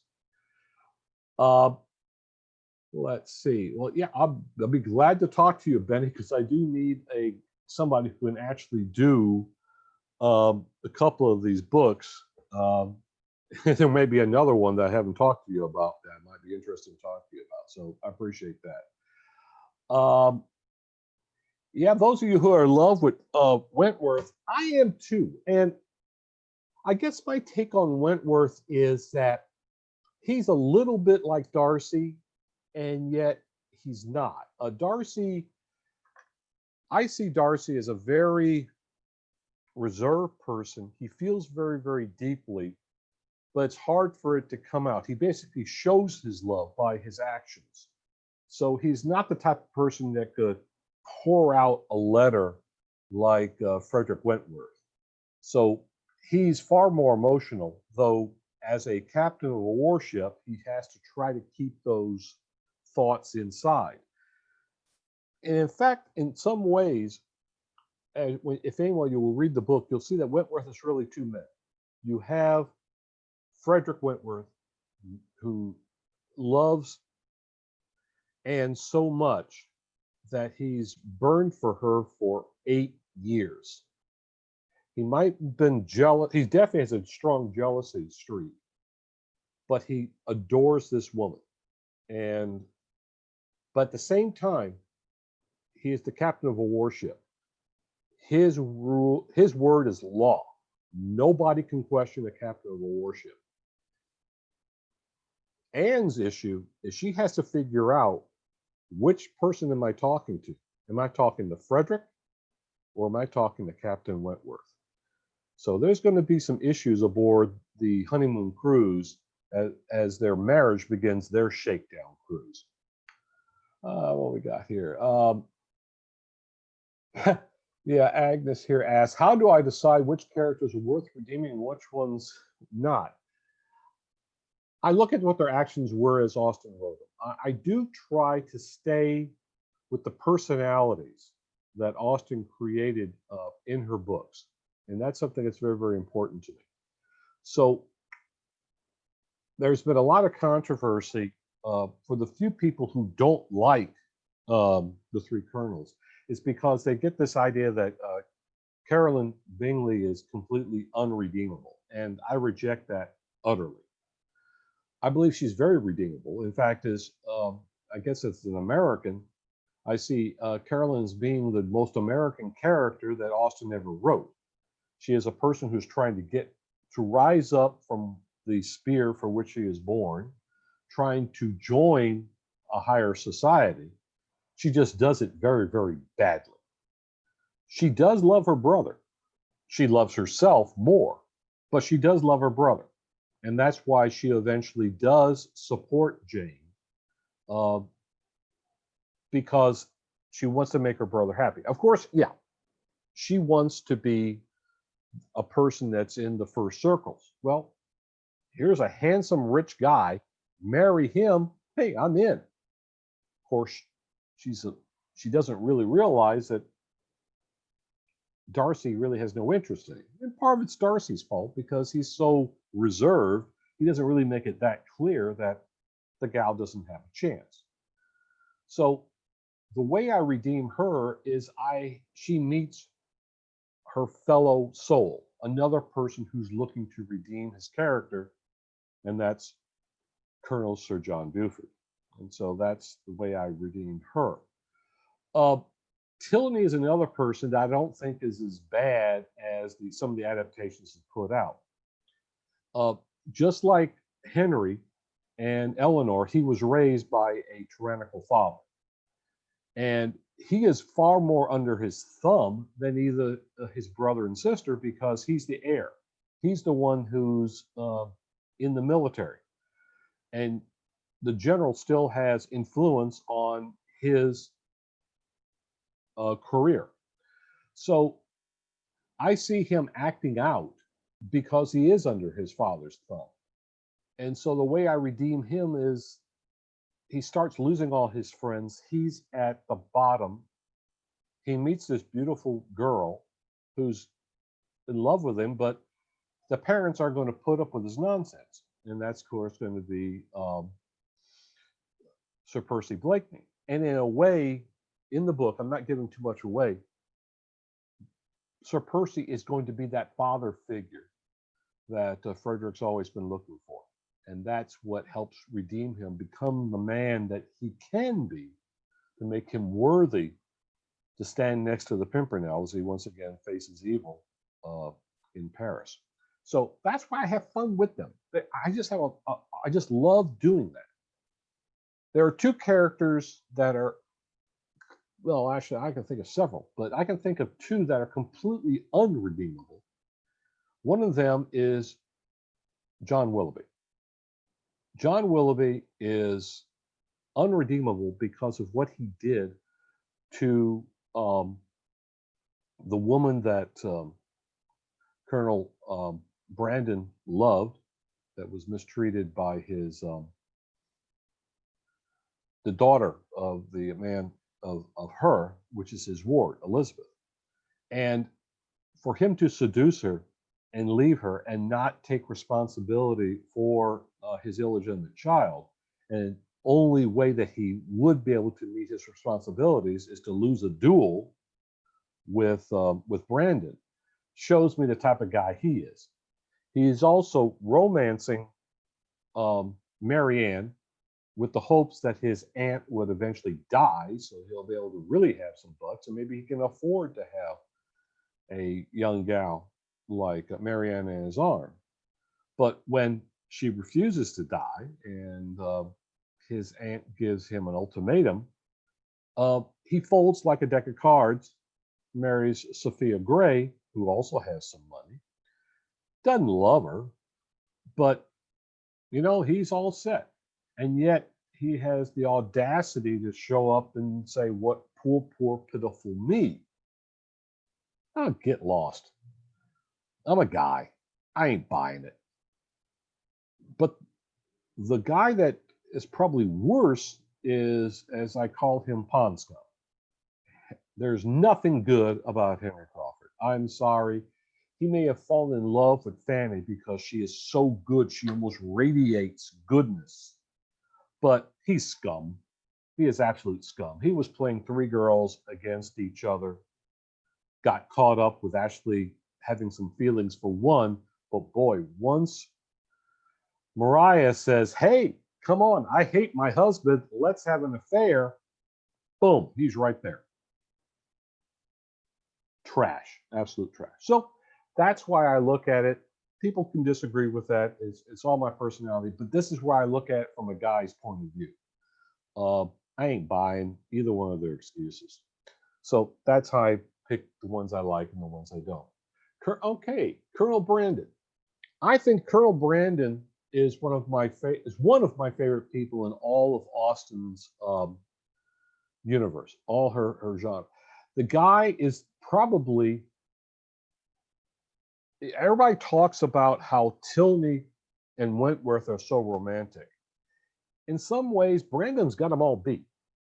Brandon loves Marianne and truly wishes the best for her the entire time he knows her. To me, he's the real romantic guy, and everything he does proves that. And he is willing to, well, I think a lot of people who haven't read Sense and Sensibility are only basing it on the adaptations, is they forget that his courtship of Marianne after the events of Sense and Sensibility was 2 years. So you think about the time that he invested in her, waiting till she was ready for him, says a lot for the guy. I think he's fantastic. And because of that, he, as much as anybody, is the true hero and the star of the three colonels. I just love the guy. He's fantastic. I wish I could write more about him, but yeah, he's amazing. Let's see what else we got here. Willoughby, Willoughby. It asks about why do you think Austen makes Eleanor and softens? Because I don't think she does. I think that she believes Willoughby when he comes out there in the middle of the night, worrying that Marianne is dying, at his true emotion. I think he is very sorry, but I think he's sorry for a more selfish reason. He loved her, but he still hurt her. And it's not my fault. It's Sophia's fault. She made me write that terrible letter. It's rather interesting that some Austen fans can forgive Bingley for being a wimp, being guided by his sisters, but Bingley does it, but it's okay. But his sisters are rotten. But they completely forgive Willoughby for being bullied by his aunt and being bullied by, I guess you would say, his new bride. But you got to see it from Sophia's standpoint. Here is this girl sending you letters and everything, and you're supposed to marry me? I ain't putting up with that. You get rid of this. You cut this stuff out. You're going to marry me. This is how the cow ate the cabbage. And the wimp, instead of establishing that, no, that's not what I want, no, I'll do it. I'll do it, honey. And if you remember how the book ends, Willoughby is perfectly happy raising his dogs and dealing with his sport and living probably as much a separate life from his wife as he can put up with. So Willoughby does not really suffer. He may think, oh yeah, be nice. Marianne's really cute. But then, yep, I got another shooting party to go to. Yeah, I got no use for Willoughby. Yeah, you're right. Eleanor does not let Willoughby off the hook. This is another reason about heroines. I wish I could write more about Eleanor, but the way she ends up, it just, hey, happy after. What can you do? But Eleanor, that's why I tell people I didn't marry Elizabeth Bennet. I married Eleanor Dashwood. My wife is Eleanor, and I'm happy for it because she's strong, she's quiet, she's got what guys would say she has guts. There's something to her. I respect the heck out of her. She is possibly, if not the strongest woman that was written by Austen. So I think it's great. I think it's great. Yeah. You're not really an Elizabeth fan, are you? No, that's not true. If you're talking about Elizabeth Bennet, yes, I am. I like Elizabeth, but I don't let her off the hook. I'm glad you kind of brought that up because it's an argument with me on whether or not who's the one who has pride and which one who has prejudice in Pride and Prejudice.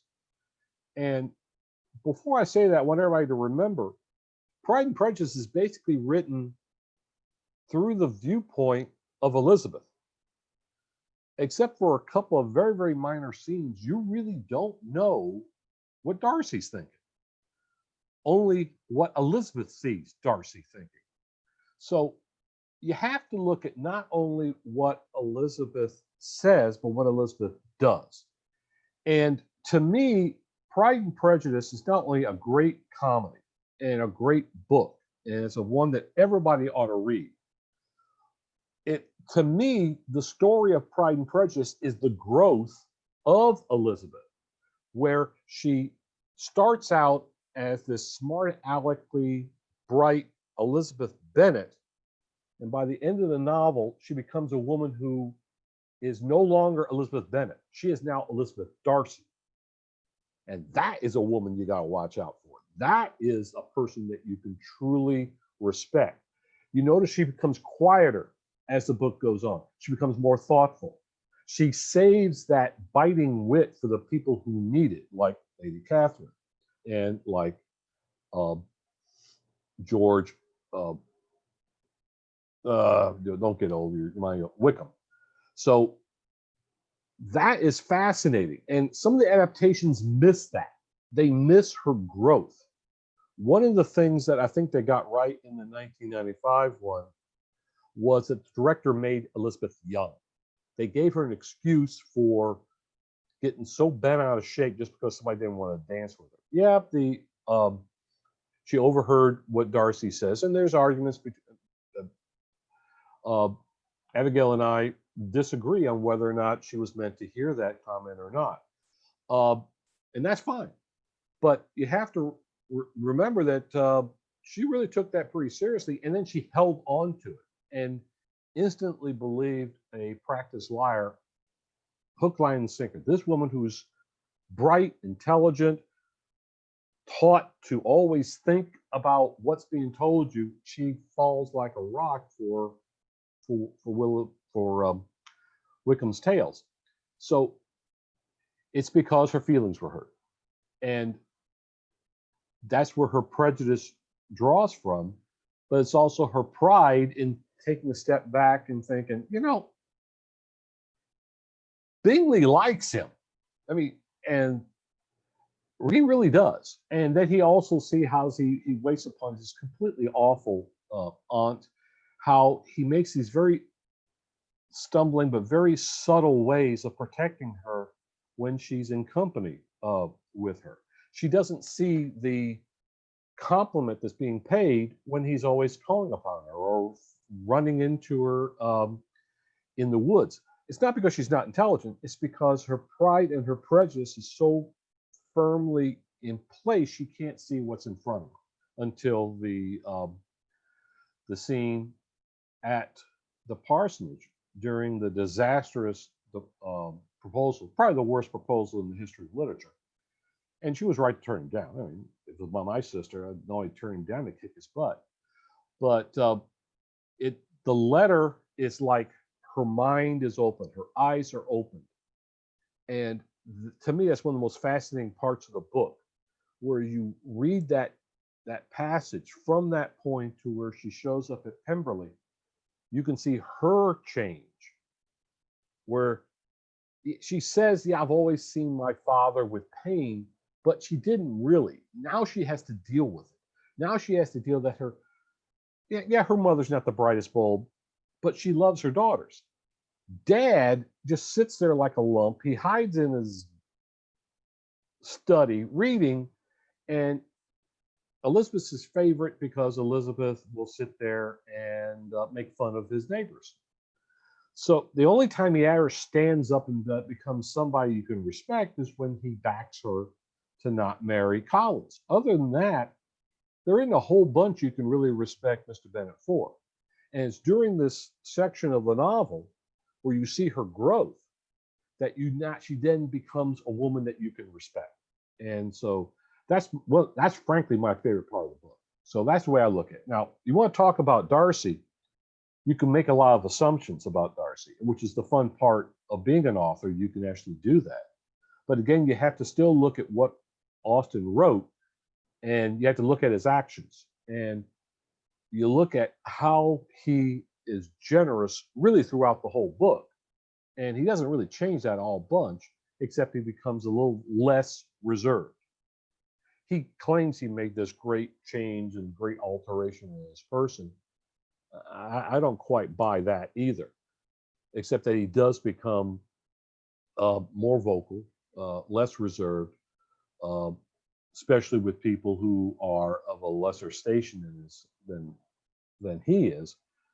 But he's still a person who's an awful person to hang around on a Sunday evening with nothing to do. But he is absolutely loyal, absolutely generous, absolutely the best master that you could possibly have if you lived in that type of time period. So, I like Elizabeth, but she's a number two. Eleanor is definitely number one when you talk to me about Austen's heroines. Now, what else we got here? Let's see. Yeah, Elizabeth does have to overcome a lot of those errors and everything else.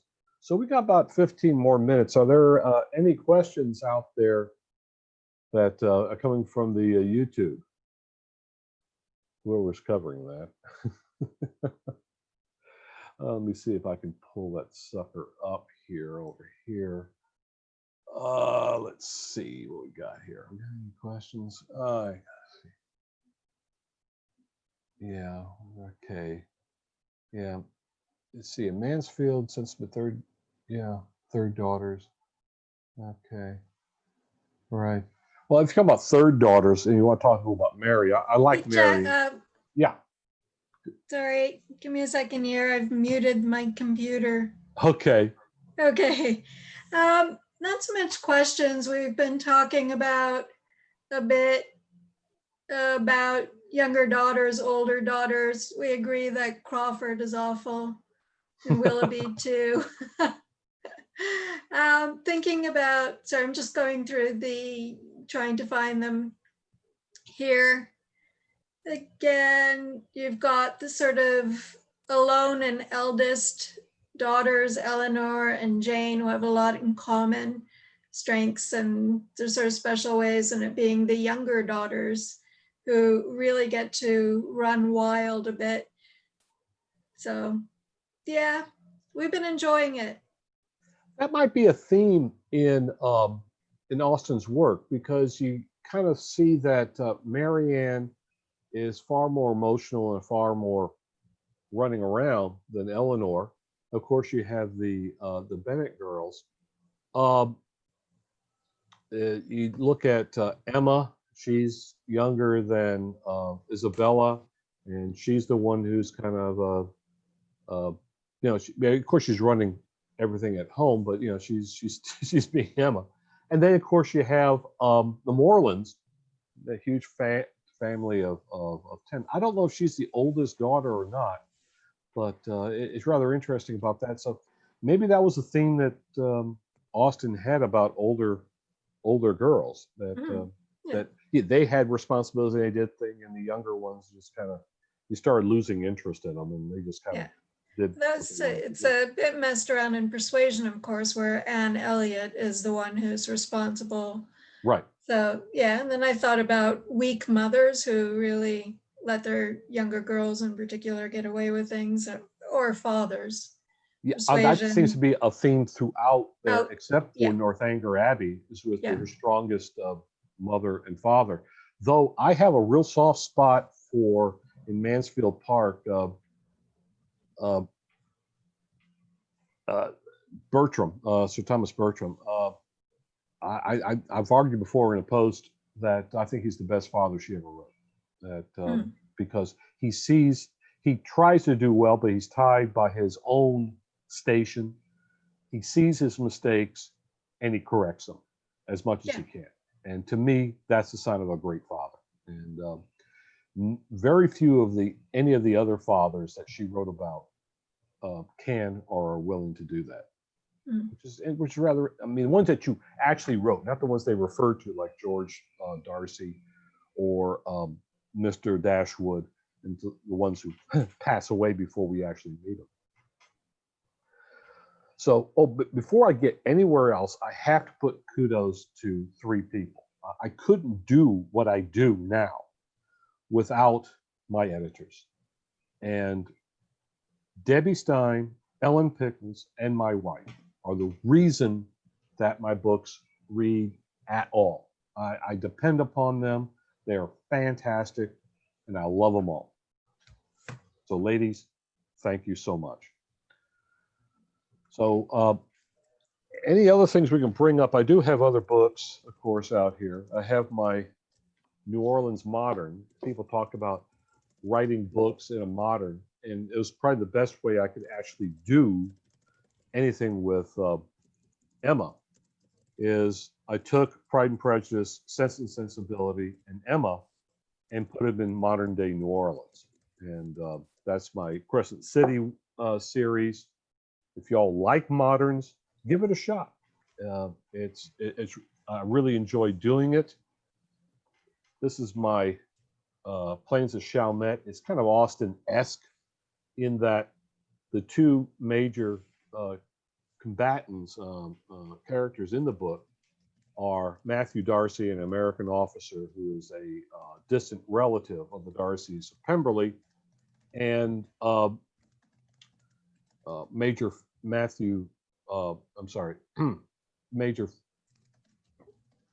James Fitzwilliam, who is a son and a brother of Colonel Fitzwilliam, but he's kind of been disowned by the Fitzwilliam family for marrying well below his station.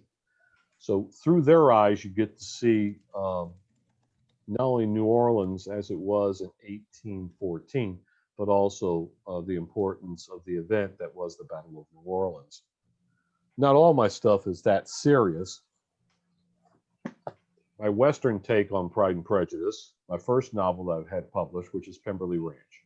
And this was really a fun book to take the basic characters, not somewhat of the plot of Pride and Prejudice, and move it from 1811 England to 1871 West Texas. That's right, I turned Darcy into a cowboy. And then my two farces, The Companion of His Future Life, which takes the idea of Mr. Collins marrying Mary Bennet instead of Charlotte Lucas. And someone mentioned that some people like and some people hate the idea of taking Austen's words and putting them into different people's mouths. Well, that's the whole point of this book, is I do this throughout the novel. It changes the meaning of the words, which I find is hilarious, but then that's my sense of humor. But yeah, this was a lot of fun. And my farce, Mr. Darcy Comes to Dinner. I can sum it up in one word. Darcy breaks his leg and he's stuck in Longbourn. Jack, Yes. There is a question from Nicola throwing in Edmund Bertram. What do you think about him as a guy, if we've got time? Edmund Bertram, not much if you look at him as a real person. But the thing about me, I have a very interesting thought of what Mansfield Park is. I look at Mansfield Park as an allegorical novel about good and evil, about staying true to yourself and resisting temptation, and you will be rewarded if you do so. Of course, Fanny Price is the ultimate character in that. She is put through hell, but she stays true to her principles, true to the person that she is, and at the end, she is rewarded. Now, you can say that, Edmund, that's a reward, but in a way, he is also the male version of her. He is also tested by temptation, and temptation is represented by the Crawfords. Crawfords are temptation. They are worldliness. They are people who do not believe in morals. They believe in their emotions. They believe in ease. They believe in whatever is happening now, what makes me feel good, who cares? We can get by. She wants to change him, mold him into something he has no desire to be. He is one of the few people in Austen's universe who really wants to be a priest. He wants to serve his community. He wants to wear the cloth. He wants to preach the gospel. And she's trying to stop him from doing that.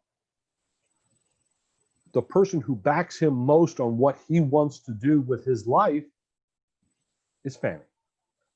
And both of them get what they want, and they get it together as a married couple. I'm not saying they have great passion and great love like you would see with the other Austen couples, but he is far more tempted than she is, but both of them eventually meet the destiny that they wish for, and they are rewarded. And that's the way I look at Mansfield Park. If you look at it as a straight novel, it's hard to get excited about either one of them. But when you look at, I think, as an allegorical novel, I think it's magnificent. I really do. I've got one more question from YouTube. Yep.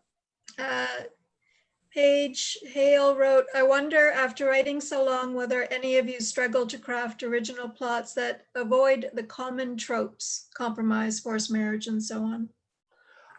That's a good question. The history part helps me, and that's where I've been able to do that.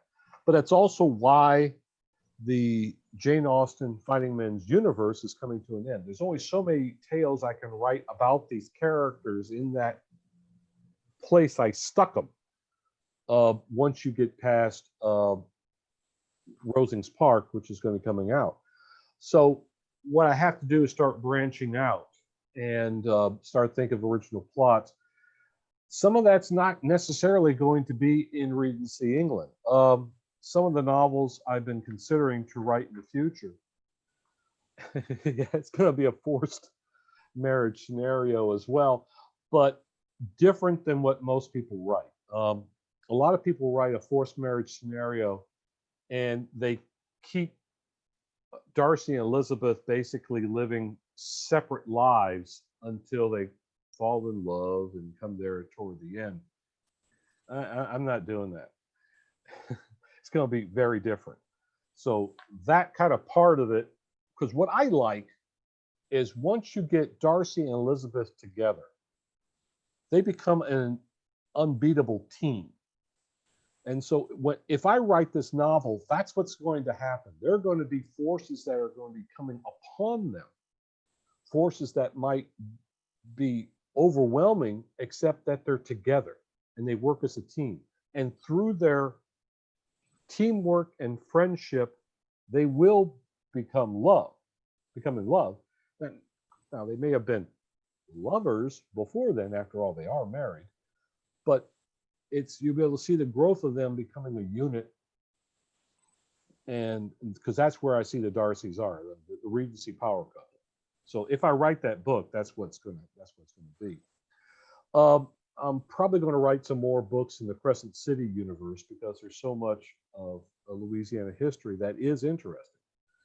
The toughest one would be to write a Civil War series.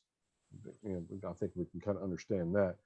But the Civil War in Louisiana was so weird and so different than any other part of the United States that I really want to write that book. There's two other novels in the series that I would like to write. People are not aware of just how devastating yellow fever was to Louisiana. In the history of this state, more people have died from yellow fever than from any other cause, including warfare. We were ground zero for yellow fever.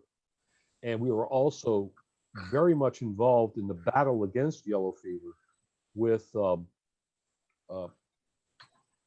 and so that would be a turn of the century around 1900, in the years coming up there, working with Walter Reed and others in combating what was causing yellow fever, the verification it was insect-borne disease and what was required to basically to eliminate it. And then a war about World War II. I'm sorry, wars kind of come up because that's where history happens. But what we found out recently was that during World War II, the British had a real problem with parachuting people to work with the French resistance. They all learned how to speak French either in England or in Canada, which means they sounded like they came from Paris. You're out in the countryside, you're going to stick out like a New Yorker in the middle of Wyoming. They found out that while Cajun French is a different dialect than French, the accent was much like what you found in the countryside. So they had a unit of Cajun men they found them during boot camp, and they were assigned first, learn to speak a little bit more proper French, but keep the accent so they could work behind the lines and communicate with the French resistance during the war.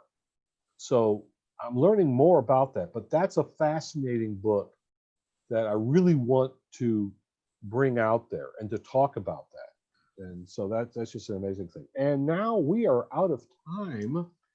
We have run in there. So before I hand it off, let me get on over to the participants on who's next. I just want to remind y'all of something. It takes a real man to write historical romance. So let me tell you a story. And with that, I believe, who's next here? Is that you, Joanne? It is, yes. Okay, so hang on a second. I'm going to make you the host. And let's see now. Yep, you're it. So thank you very much. I appreciate everybody. Enjoy what Joanne has to tell us. Thank you, Jack. Thanks for this. Oops, what am I doing here? Are we on? Well, thanks for this fascinating walk through the world of your novels, and all the things you've discovered in research and everything. It was a fantastic talk and a pleasure to listen to you. It's great to be here today, and thanks everyone for tuning in to listen to another excerpt from my latest book, Timely Elopement. For those of you who haven't read it or haven't been here last Saturday, oh, actually, just a quick question. I don't know. I'm seeing you, Jack. Is that what's going on the live stream? Yes. I had the same thing. It's like the last person I talked to appears on the screen, but you're up there. You're doing fine. So just, right. Yep. Just stay with the speaker mode and just go with it. Right. So yes, if you haven't been here last Saturday, or if you haven't read the book, the premise is that in this one, Darcy doesn't get to make a complete fool of himself in Hansford. And he gets no further than, you must allow me to tell you how ardently I admire and love you, when Colonel Fitzwilliam bursts in to let him know that they have reason to fear that their cousin Anne had eloped with Wickham.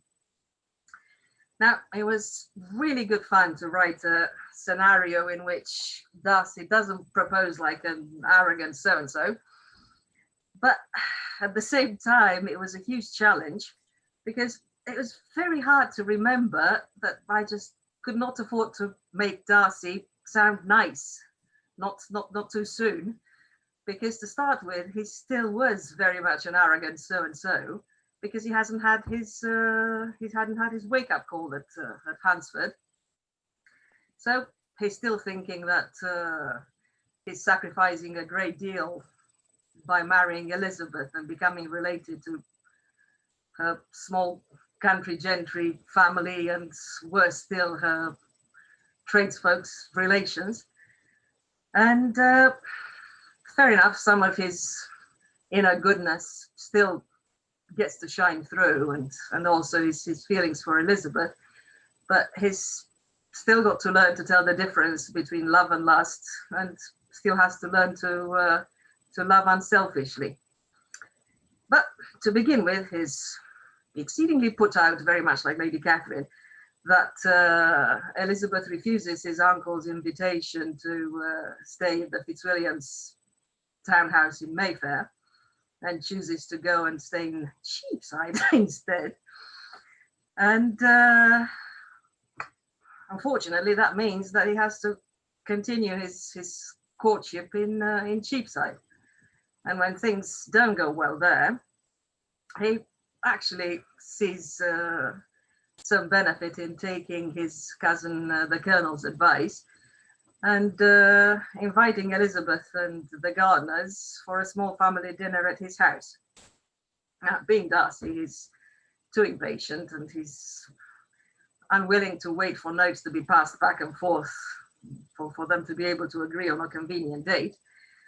So he thinks, right, Simon, I need the carriage. He decides to go over to Cheapside to deliver the invitation in person.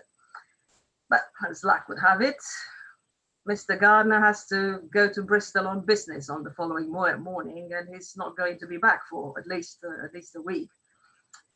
So Mrs. Gardiner, who by then had started to figure out a thing or two, says, "Well, sir, this is most irregular, but would you like to stop for dinner tonight and have dinner here instead?"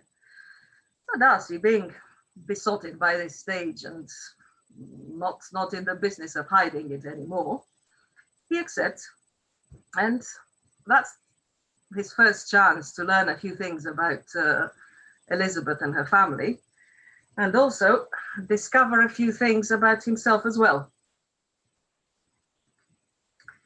So here we have an excerpt from chapter 10 of A Timely Elopement.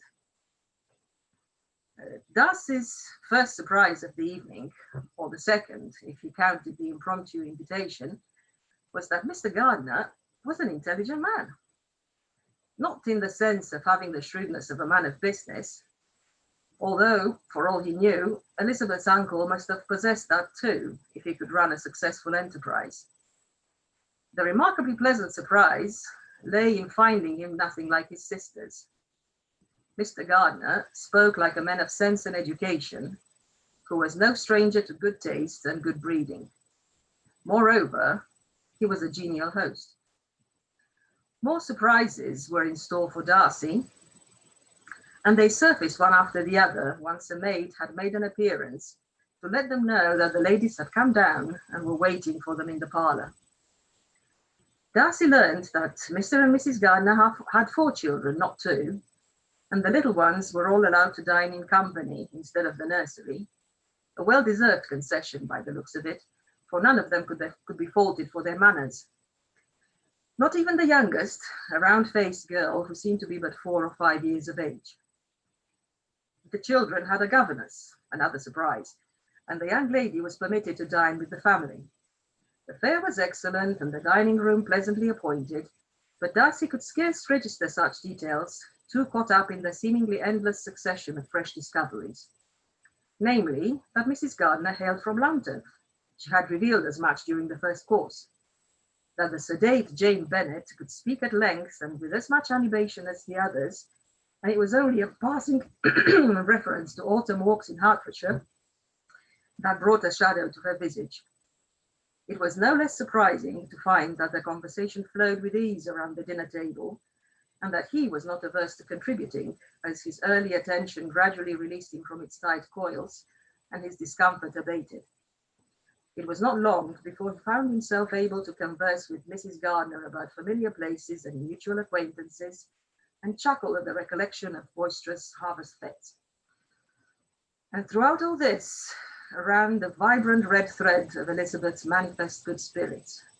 She verily glowed as she laughed and chatted more freely than ever. Gone was the subdued air that had clouded her countenance over the last couple of days.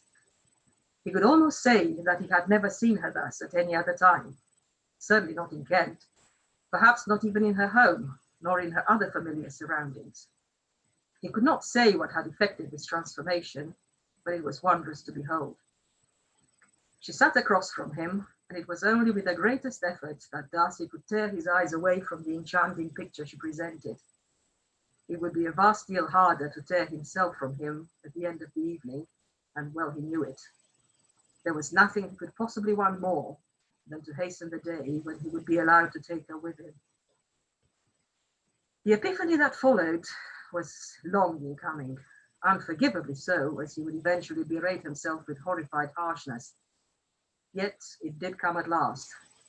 It was forced upon him about an hour later, when they had repaired to the music room, and he sat with a cup of tea in his folded hands, a smile tugging at the corner of his lips, and his enthralled gaze fixed upon her with impunity, for there was nothing untoward or conspicuous in giving his full attention to a musical performance.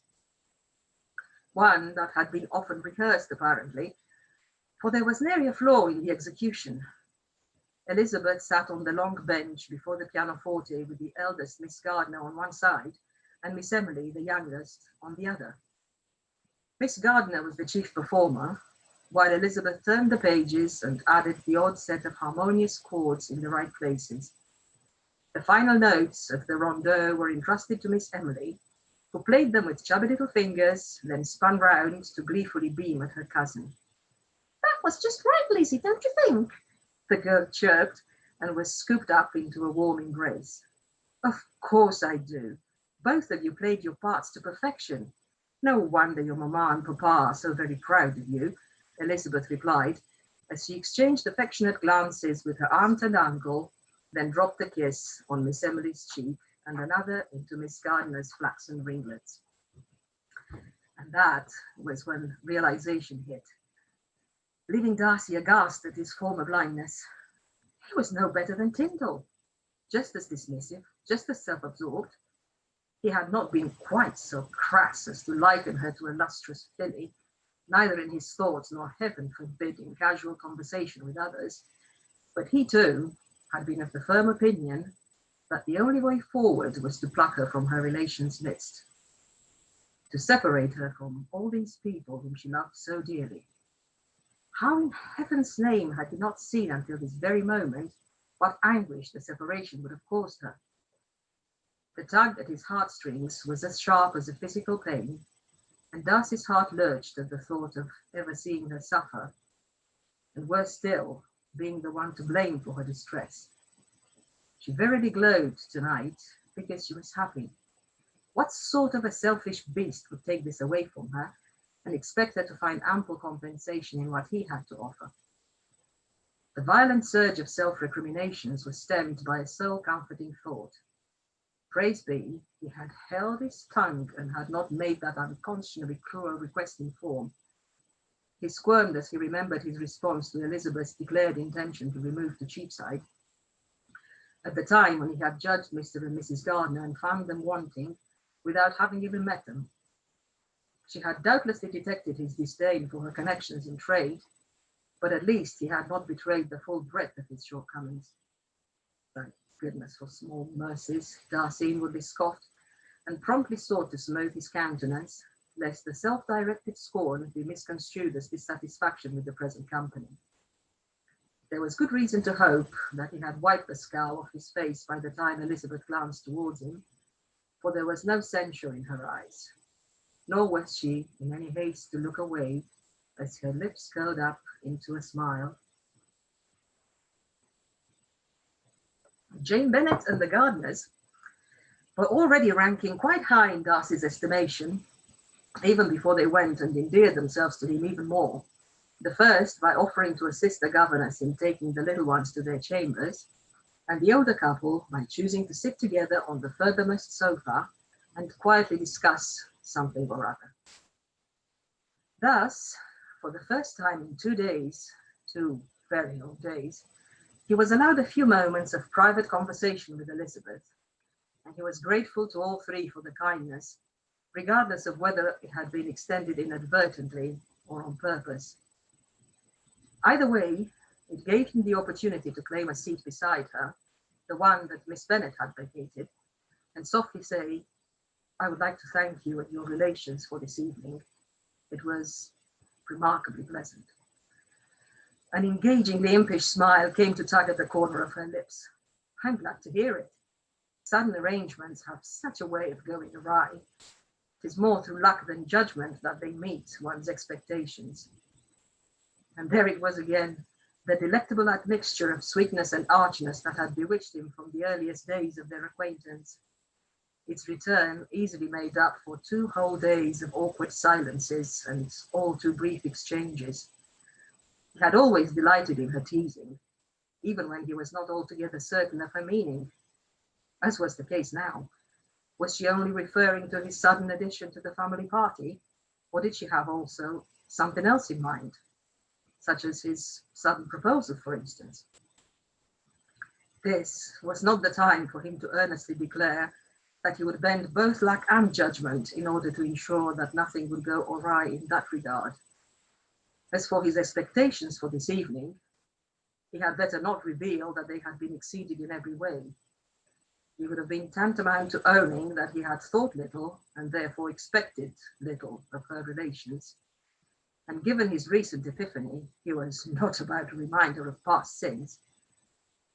I had no notion what I should expect, Darcy said instead, which was not that wise either on reflection, but the honest answer was out before he could check it.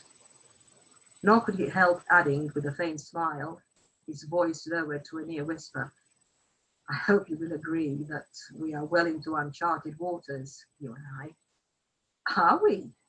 That is rather ominous, Elizabeth airily countered. Now, if we are to trade old dictums, I might say that there is nothing new under the sun.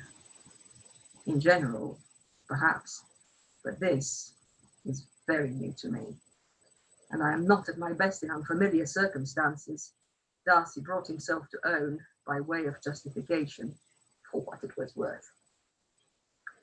He had no reason to rue his frankness, quite the opposite, when her lips twitched in the most adorable manner in response. So I have noticed. But today it came to me that you are not alone in this. I know at least one other gentleman who makes for an agreeable companion only when he is at ease. The imperative to ascertain of whom she was speaking detracted from the surge of pleasure at learning that she had read him rightly, and that tonight she had found him an agreeable companion. Ill-judged as it might have been, Darcy could not forbear asking, and that gentleman would be my father. Ah, that was a relief. And before he knew it, the lightness of heart was evinced in a wide grin and a jocular, I see. It's good to know that Mr. Bennet and I have some traits in common. More than you imagine, she cheerfully retorted, but said nothing else. So Darcy was compelled to prompt her, such as? Elizabeth gave a flourish of the hand.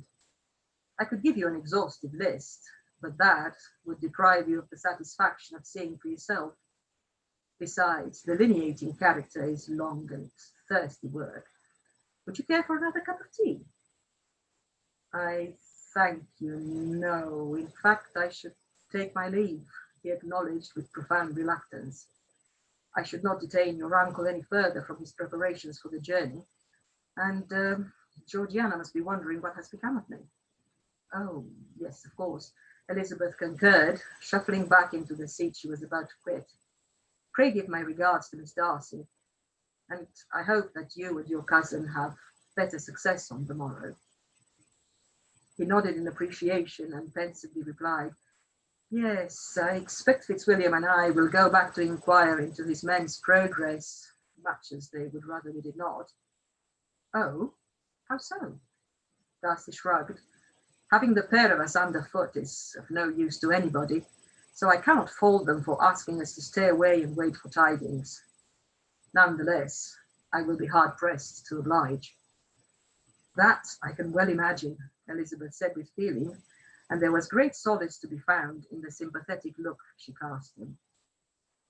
But the tame sense of comfort burst into flames when she reached out and pressed his hand. The touch was light and brief, a fleeting caress.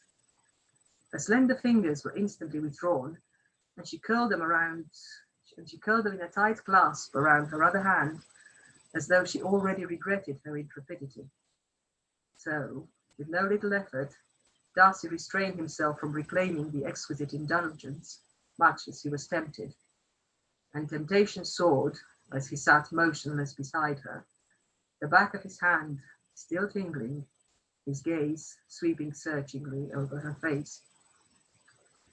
He could not meet her eyes, they were studiously averted. He only caught a swift glance filtered through lowered lashes, and then she looked away, leaving him to the sweet agony of drinking in every detail of her appearance and yearning for so much more than this. Yearning for privacy, for her light form in his arms, her lips on his, for the long-awaited day when they would begin to build a life together. He clenched his hand into a fist until his knuckles widened, to stop himself from reaching across the narrow space between them, to at least wrap his fingers around hers. He could not trust himself, not even with so small a liberty, certainly not here in the gardener's parlour, and moreover their presence. His boldness could scarce hope to escape either their notice or their censure, for, unlike her, he would not have drawn back in a hurry. And that was when a heady notion cut through the haze of intoxication. The all too brief caress was the first tender gesture she had initiated of her own accord. Darcy swallowed hard, and wispy shreds of reasons fought for ascendancy, and sensibly suggested that, God willing, there would be others, if he had the good sense not to rush her. So he leaned back and forced himself to breathe. He would not open his lips till he believed himself to have attained some semblance of composure. When he finally spoke, the words still came out in a ragged whisper. I hope this will be... He broke off, cleared his throat, and began afresh. I hope this wretched business will be resolved over the coming week before Mr. Gardiner's return. Then perhaps you and your relations might find the time to come for dinner in Berkeley Square and join me and Georgiana for a performance at the Theatre Royal. Macbeth, if we are in luck. I remember your aunt mentioning plans of that nature yesterday, and I was thinking... Darcy let his voice trail away and gave a vague gesture, only to find, to his great pleasure, that there was no need to elaborate. Elizabeth looked up and said with a soft smile, I would like that very much. And so would they, I am quite sure, if that could be arranged. Excellent, Darcy beamed. I shall look forward to it, and so will my sister. By the by, he tentatively resumed, I meant to ask, may I bring her along next time I call? Elizabeth's brows arched, and the second glance she flashed him held a distinct measure of surprise, the cause of which Darcy was quick to fathom. But before he could roundly chastise himself for his previous reluctance to foster any degree of closeness between his sister and Elizabeth's Cheapside relations, she smoothed her skirts and evenly replied, by all means, pray do. I should be very glad to see her. Would tomorrow morning be convenient? The hesitant look he settled on her gave way to a self-deprecating amusement when he added, although I might be well on my way to taxing your aunt's patience. Much like Fitzwilliam's men, Mrs. Gardiner might prefer she did not have us underfoot so often. She will be right in thinking that calling 4 times in 3 days is excessive. Elizabeth chuckled. Fortunately, my aunt is fond of society. Her teasing air sobered a little when she continued. She will be honoured to make your sister's acquaintance. And I dare say that, between us, we could help Miss Darcy entertained, while you and the Colonel make your inquiries. You are very kind to offer, he said softly. Yes, I think Georgiana will be delighted to spend the morning here with you. She is not at ease in unfamiliar surroundings either, Darcy explained, a rueful quirk tugging at his lips when he mentioned that family trait. But I have no doubt that, as others before her, she will find her resolve melting in no time at all. This is a most welcoming home, and the family atmosphere is very pleasing, he finished, striving to keep his tone matter of fact. No mean feat, for in truth it was a vast deal more than that. It was exceedingly appealing and no less heartwarming. a safe haven from the trials and vexations that abounded without. And he wanted the same for himself. With every fibre of his being, he wanted to come home to her and bask in the soothing comfort that only a communion of hearts and minds could bring. The comfort that had evaded him year after year, ever since he had learned to turn mature and discerning eyes upon the world.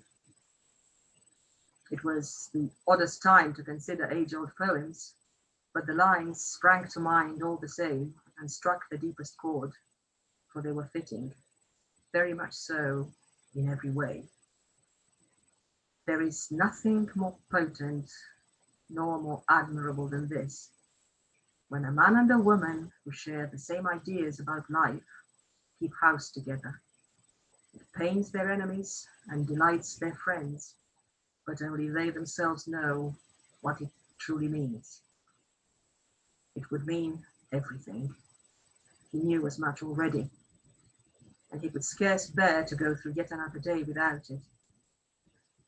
My sentiments exactly, Darcy heard her say, and however quiet, the faraway whisper jolted him from his musings, as for one staggering moment, it seemed as though she had answered his innermost thoughts and his best hopes. But once he had gathered his wits about him and dismissed the wild notion, the return to sanity did not come as the starkest disappointment, for she eyed him squarely and cast him a bright smile. I am glad to hear you were left with the same impression. This is a very happy home, perhaps more so than many. I have heard it said that happiness in marriage is entirely a matter of chance, but not so, Darcy intervened with a firm shake of his head. Pure chance may make a beginning and bring kindred spirits into each other's path, but it is for unwavering devotion to build the rest. That and some unfathomable quality, which, from what I understand, is very highly prized, and all the more for being so elusive a virtue. And that would be, Elizabeth asked, her eyes crinkling at the corners. So he matched her impish little grin with a wry one of his own, and airily replied, I hear it goes by the name of patience. If we are still trading old dictums, some say that all good comes to those who wait. Thank you very much for listening. And I think I read a little bit faster than I thought I would. So if you'd let me see if there's any questions that you might like me to answer. Thank you for your kind words, everyone. Yeah, if there's any questions you'd like to ask, then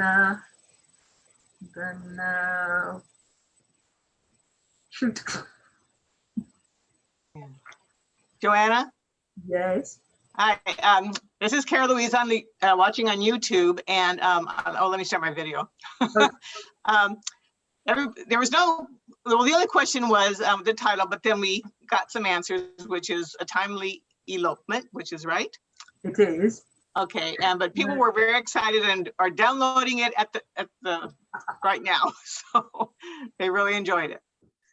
Thank you very much indeed, and thank you for keeping an eye on what's going on YouTube. I'm looking forward to going in myself in a few moments once I hand over the baton to Abigail.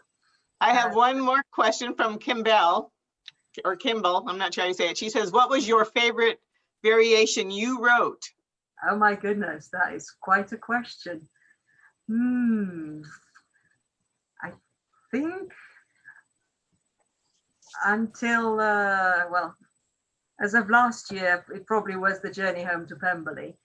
And before that, it was probably a draw between The Unthinkable Triangle, because I'm sorry to say I do love triangles, and I do love a nice juicy misery fest for Darcy. But thanks for your question. Oh, and I see that Victoria was asking in Zoom if I'm working on something new. I'm doing something crazy which I've never done before. There were two things that came at me. One, fluffy holiday romance, and the other one, another misery fest. So I'm just popping from one to the other depending on what side of the bed I wake up in the morning. It's I don't know which one will be finished first. The holiday romance is quite short and, as I said, quite fluffy. But over the last I don't know, 5 days or so, I've been just pouring out notes of what I want to see happening in the Misery Fest one. And I already have about 34 pages of 34 A4 pages of notes, and if that's just the notes, goodness knows how long the book's going to be. So yeah, I'll come back to tell you more about it in a number of years. Erna would like to know how many books you have written. This is my 10th. Your 10th. Good number. Oh goodness, what did I say? Because I see Gina asking if it's a fluffy misery fest. No, the misery fest is not fluffy at all. It's I don't know. I'll think of some culinary metaphors and snowy metaphors a bit later. But no, there's nothing fluffy about that. But the holiday romance is quite fluffy. Not much angst, not much not any real villains, except perhaps Elizabeth and Darcy themselves.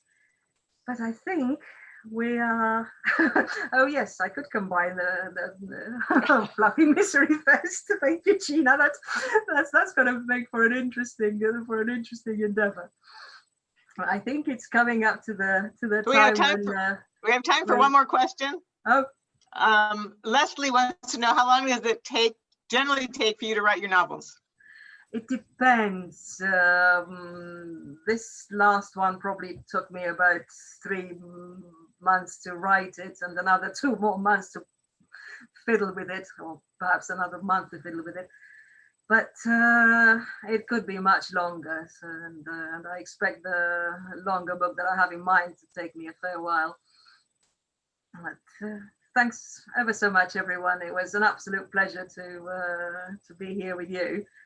And now I'm looking forward to what Abigail has for us.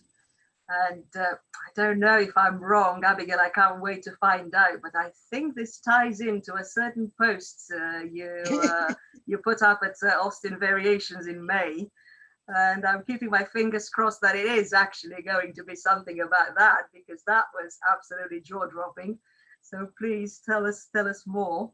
I'm just hovering on the participants as we speak to pass on. Yep, I think it's done. So yes, please, and tell us more about that particular premise. Well, thank you very much. And what a treat that was, Joana Starnes. Thank you. I'm Abigail Reynolds, and yes, I am going to be reading you some from that book that is notorious from the one single excerpt that I posted. I don't generally write angst fests, but though I have written one before, Mr. Fitzwilliam Darcy, The Last Man in the World. Already being asked the title. I'm terrible at titling. When I get close to being done, I ask readers for title suggestions, and that's how I title books. This one has the working title, That Book About Andrew. So I think I won't stick with that. I'm contemplating Darcy Family Secrets, but we'll see. If you haven't read the short excerpt that led to many people throwing virtual rotten vegetables at me, this book starts with a bang. Darcy has returned to Pemberley a day early ahead of the rest of his party. And what he discovers there is that his estranged brother, to whom he's given the Kimpton living in an attempt to heal the breach between them, has come to call on him to tell him that he is now engaged to a Miss Elizabeth Bennet.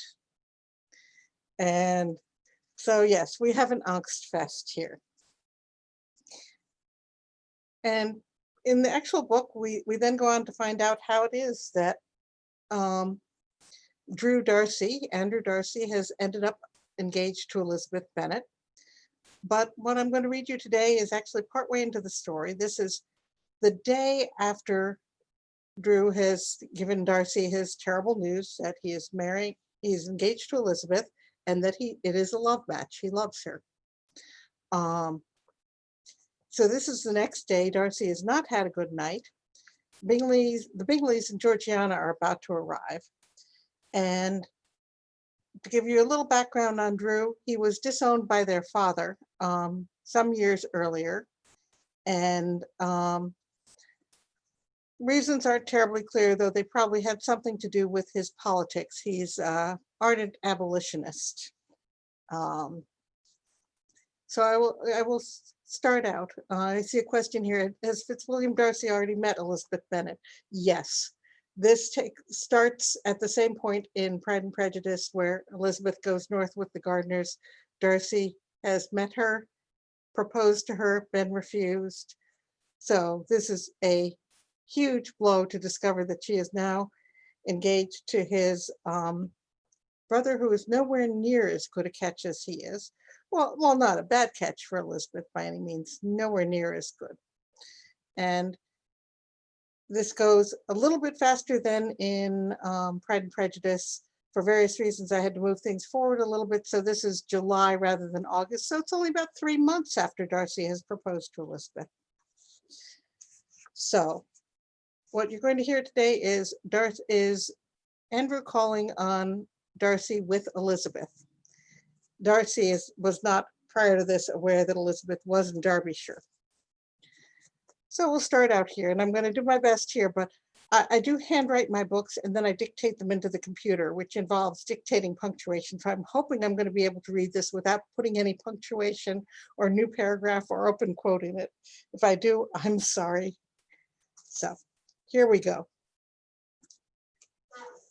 Somehow Darcy managed to go through the motions of welcoming Georgiana, Bingley, and Bingley's sisters to Pemberley, barely suppressing the urge to shout at them to go away, to leave him alone in his misery. Instead, he numbly asked the servants to show them to their rooms and paced the gallery for half an hour, wishing he could be galloping over the countryside instead.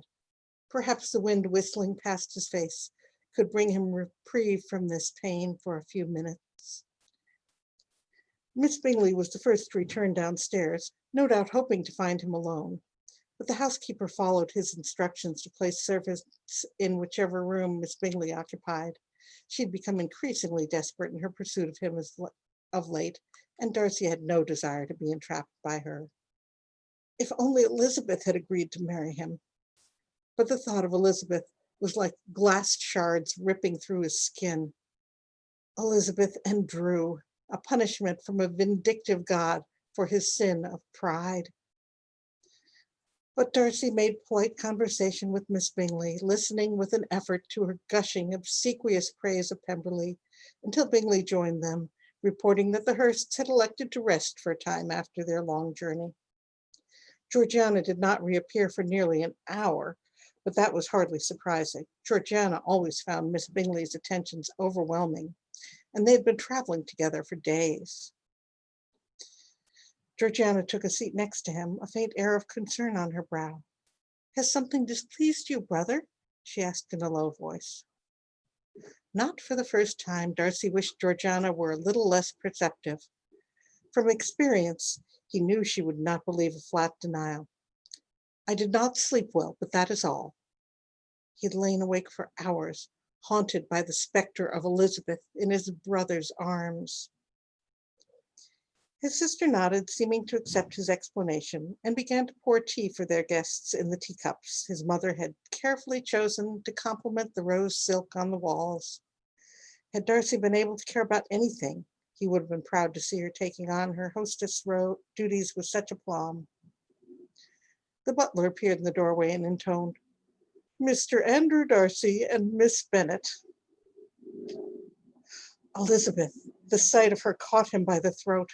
That familiar angle at which she held her head, the curve of her neck, her light and pleasing figure that now belonged to his brother. Darcy swallowed bile as he bowed. A crash broke into his consciousness. A shattered teacup leaked tea onto the floor at Georgiana's feet. As she gaped at Andrew, her face bleached of all color. Seemingly oblivious of the spill, she took a few shaky steps forward. Drew, is that truly you? She cast herself into his arms and began to cry. Oh, Georgie, Drew said in a low voice, and there were tears in his eyes as well as he embraced her. Darcy froze at the sight of the tableau before him. Elizabeth, whom he had loved and lost. Georgiana, distraught. Drew, lost to him for so many years. What should he do? Elizabeth's low, melodious voice echoed through him. Miss Bingley, Mr. Bingley, what an unexpected pleasure it is to see you again. I noticed a lovely rose garden as we drove in that I am longing to explore. Since you are more familiar with Pemberley than I, will you not do me the very great kindness of showing it to me? Darcy cast her a look of helpless gratitude for rescuing him from the impossible situation. Bingley rose to the occasion. Ah, rose garden. Yes, yes. What an excellent idea, Miss Bennet. Let us go this instant, Caroline. He hurried them out of the room, leaving Darcy alone with his brother and his sister for the first time in nearly a decade. Georgiana was still sobbing audibly. Darcy forced his feet forward, stepping around the maid who was picking up pieces of broken teacup and saucer, and told her quietly to leave it until later. The maid bobbed a quick curtsy and hurried out. Darcy gestured to the footman to follow her and waited until he closed the door to approach Georgiana and place a comforting hand on her shoulder. Everyone is gone, he said quietly. It is just us now. Pulling back a few inches, but still gripping Drew's arms, Georgiana made a visible effort to control herself. Promise me you will not disappear again. Promise me, Drew. With a slight wobble in his voice, Drew said, I promise not to disappear if that is what you truly wish. But look at you. You have grown into a beautiful young lady. No, I have not, Georgiana cried. I'm a little girl who has been missing her brother for years and years. Darcy said soothingly, Drew lives in Kimpton now. You can see him at the parsonage there anytime you wish. In Kimpton? Georgiana blotted her eyes. Yes, Fitzwilliam gave me the living there in May, said Drew. I hope you will visit me often. Darcy added, I was going to tell you today, Georgiana, but there's been no opportunity. Oh, I'm so glad, said Georgiana. Oh, how I hate our father for chasing you away. But why did you not come back when he died? Drew shrugged helplessly. He had ordered me to stay away from you and never to set foot at Pemberley again. But he is gone and we want you here, Georgiana declared. Feelings were running too high. Darcy quickly poured 3 glasses of wine and gave one to Georgiana. It is true, Drew, and I wish you would feel welcome here. But I also understand the past cannot be erased so easily. He held out a wine glass to Drew. Drew held up his hand. Not for me, I thank you, he said coldly. Now what had he done wrong? Then it struck him. Drew, I freed the slaves in Antigua as soon as father died. Nothing here is purchased with money from the slave trade. The lines of tension under Drew's eyes eased, and he accepted the wine glass. In that case, I thank you for the wine and, more importantly, for the freedom of the slaves. It was the right thing to do, Darcy said. Georgiana added eagerly, when I left school, I joined a ladies' benevolent society where we sewed clothes for freed slaves. Drew's eyes widened in surprise. I am proud of you, Georgie. Georgiana beamed. If I could not see you, I wanted to help your cause. Pray tell me everything you've been doing these last years. There is not much to tell, Drew said cautiously. I worked for Mr. Wilberforce until I went to Oxford, and then I became a curate in Lincolnshire until Fitzwilliam offered me this living. Taking Drew's hand, Georgiana pulled him to sit down next to her. I want to hear every detail. And now we have a scene break. Elizabeth was in a daze as she retraced her steps out of Pemberley, accompanied by Mr. Bingley and his sister. She had prepared herself to face Mr. Darcy's hostility, his haughty anger, or even a direct snub. She had not expected the look of naked pain as he met her eyes, and the shock of discovering the presence of the Bingleys had not helped. Mr. Bingley ushered them from the house, pausing on the portico. Miss Elizabeth, I must say what a delightful surprise this is. I had no expectation in the world of seeing you today. Is your family here as well? She struggled to collect herself.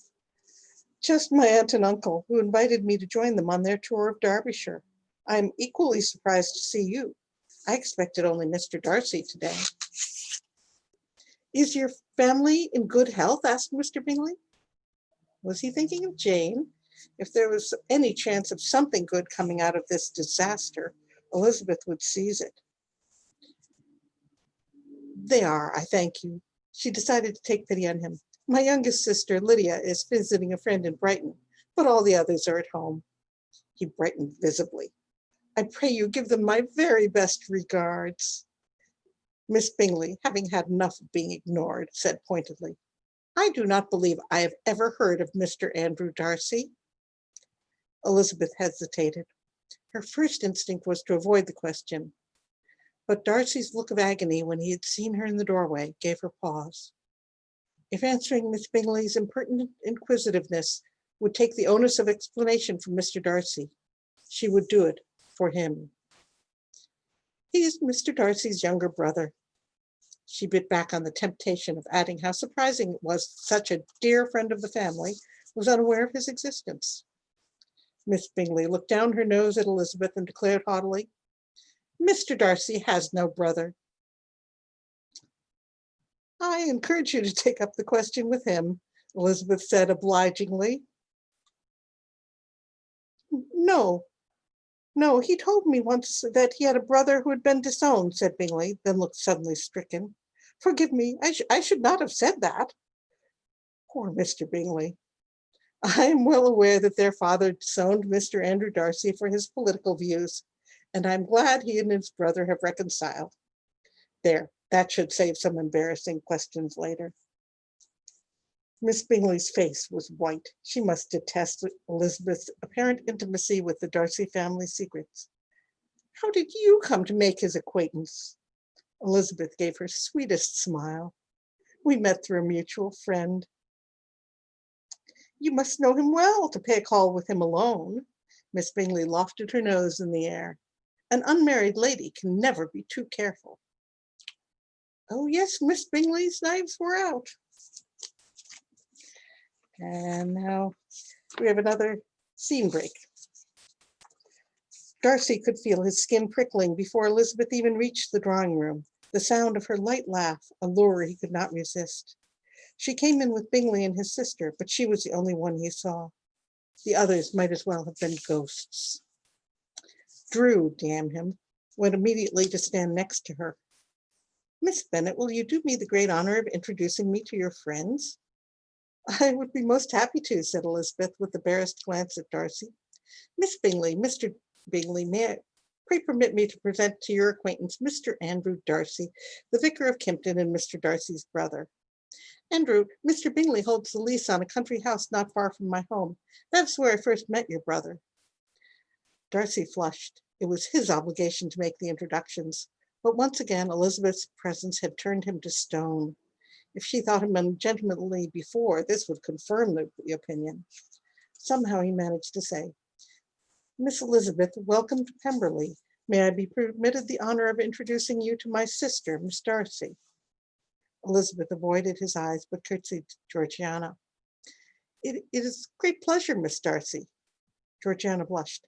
I beg of you to forgive my earlier inappropriate display, she said in a small voice.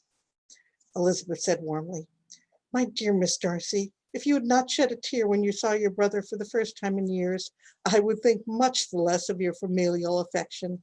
I am very grateful that Mr. Andrew Darcy has a sister who loves him so much." The girl's eyes welled with tears again, but she blinked them back. "You are very kind."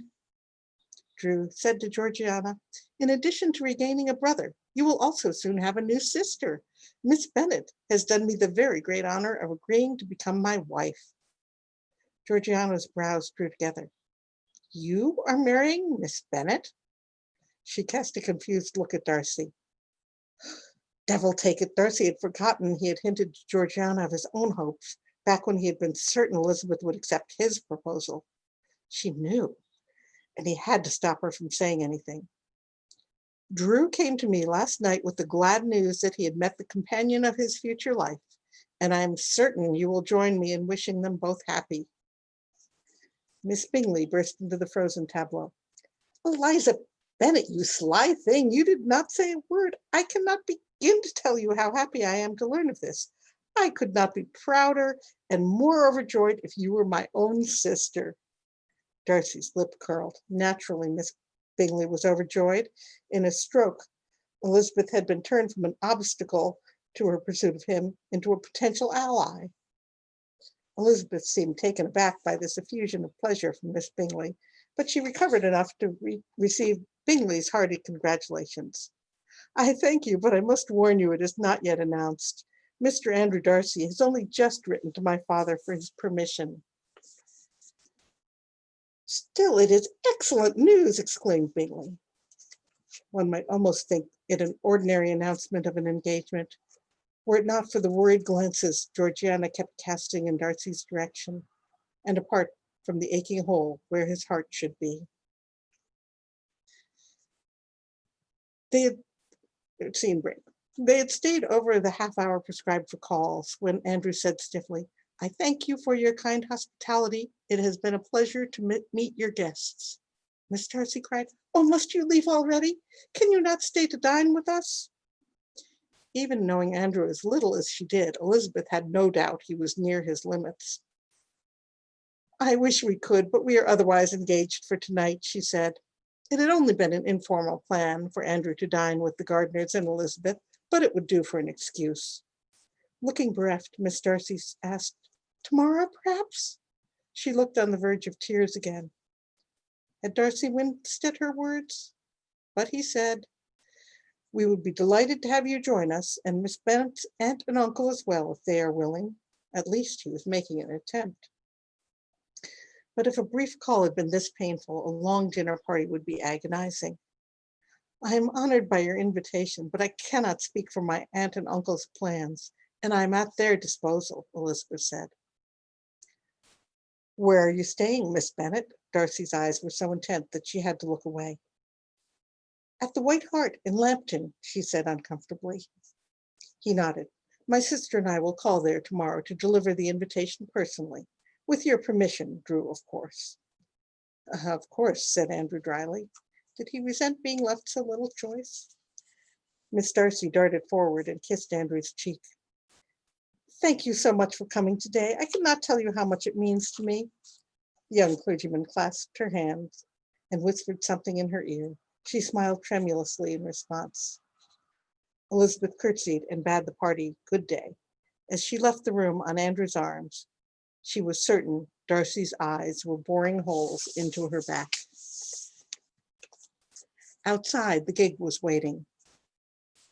Andrew handed her into it without a word before mounting on the other side and picking up the reins, his expression stern and forbidding, as if displeased by the warm welcome he had received.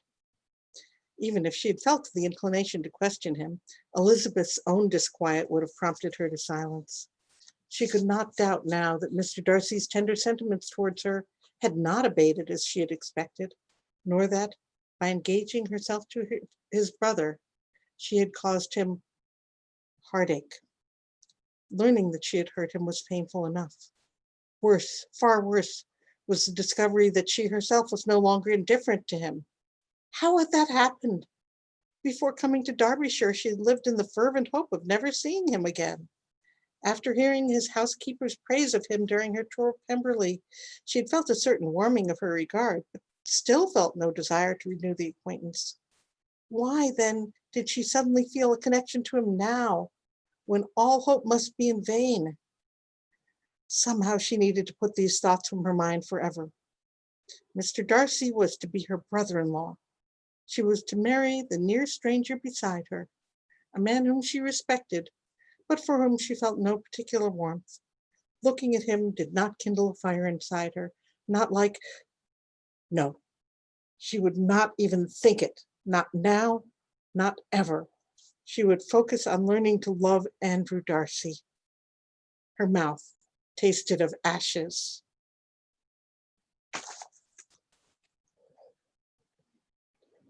Rotten vegetables, anybody?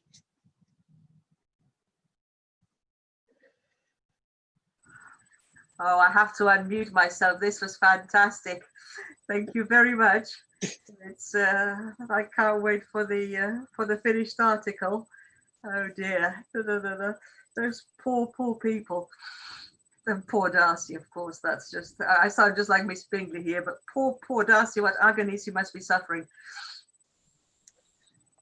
Yes, he is suffering a lot. Darcy in this book, as in general, but perhaps a little bit more so than usual, feels very strongly that his strongest duty that he's learned from his father is to his family, and that he has to do his best to support Drew in every way possible.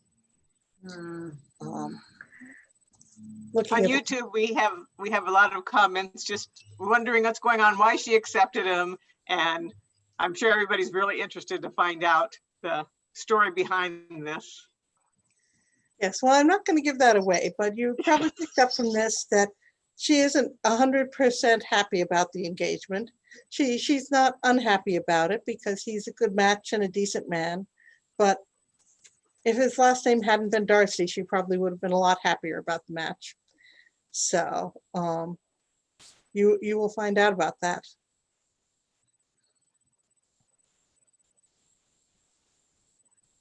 Oh, TC is asking when we are going to find out about that. I'm guessing late summer is when this will come out. It turned into being a more complicated book than I expected. I don't know why I thought it was going to be uncomplicated, because my last few books have all been very complicated. But I have to say I've learned to really appreciate Joana's ability to keep going when she's in the middle of writing an Oxfest. I find it hard and have to keep taking breaks. So let's see, other comments. Yes. Kimbell, Kimbell wants to see a good duel. She says a good duel was a favorite trope. Is there going to be a duel? No duel in this one, and Andrew does not die at the end. Nobody gets killed. Wickham kind of gets a little close at one point, but nobody dies.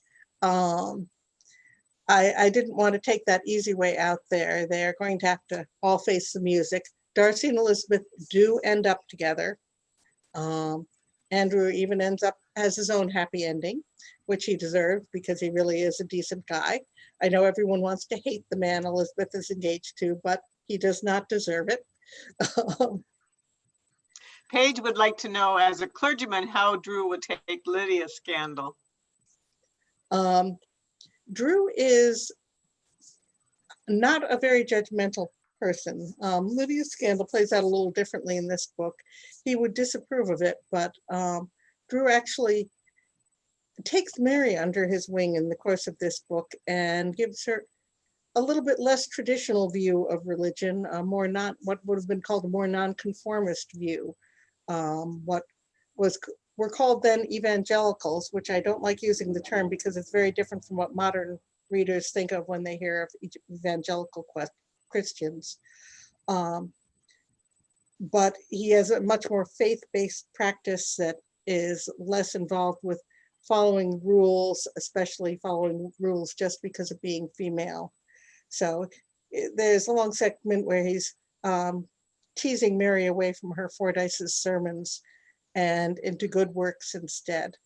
So he's a somewhat untraditional clergyman, which is not uncommon in England at the time. There were a lot of very traditional Church of England ministers and a number of nonconformist ones. So.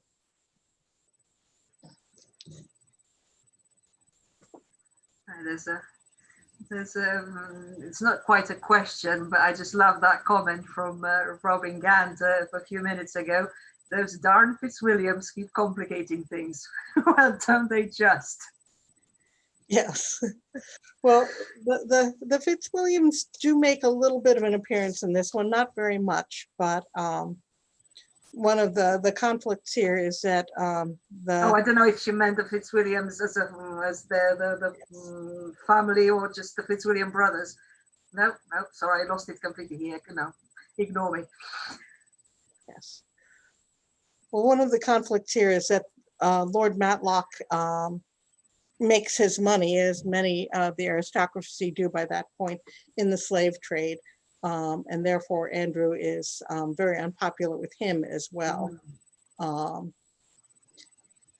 As usual, I don't put my history front and center in my stories. It's in the background, but the question of abolitionism runs through the book.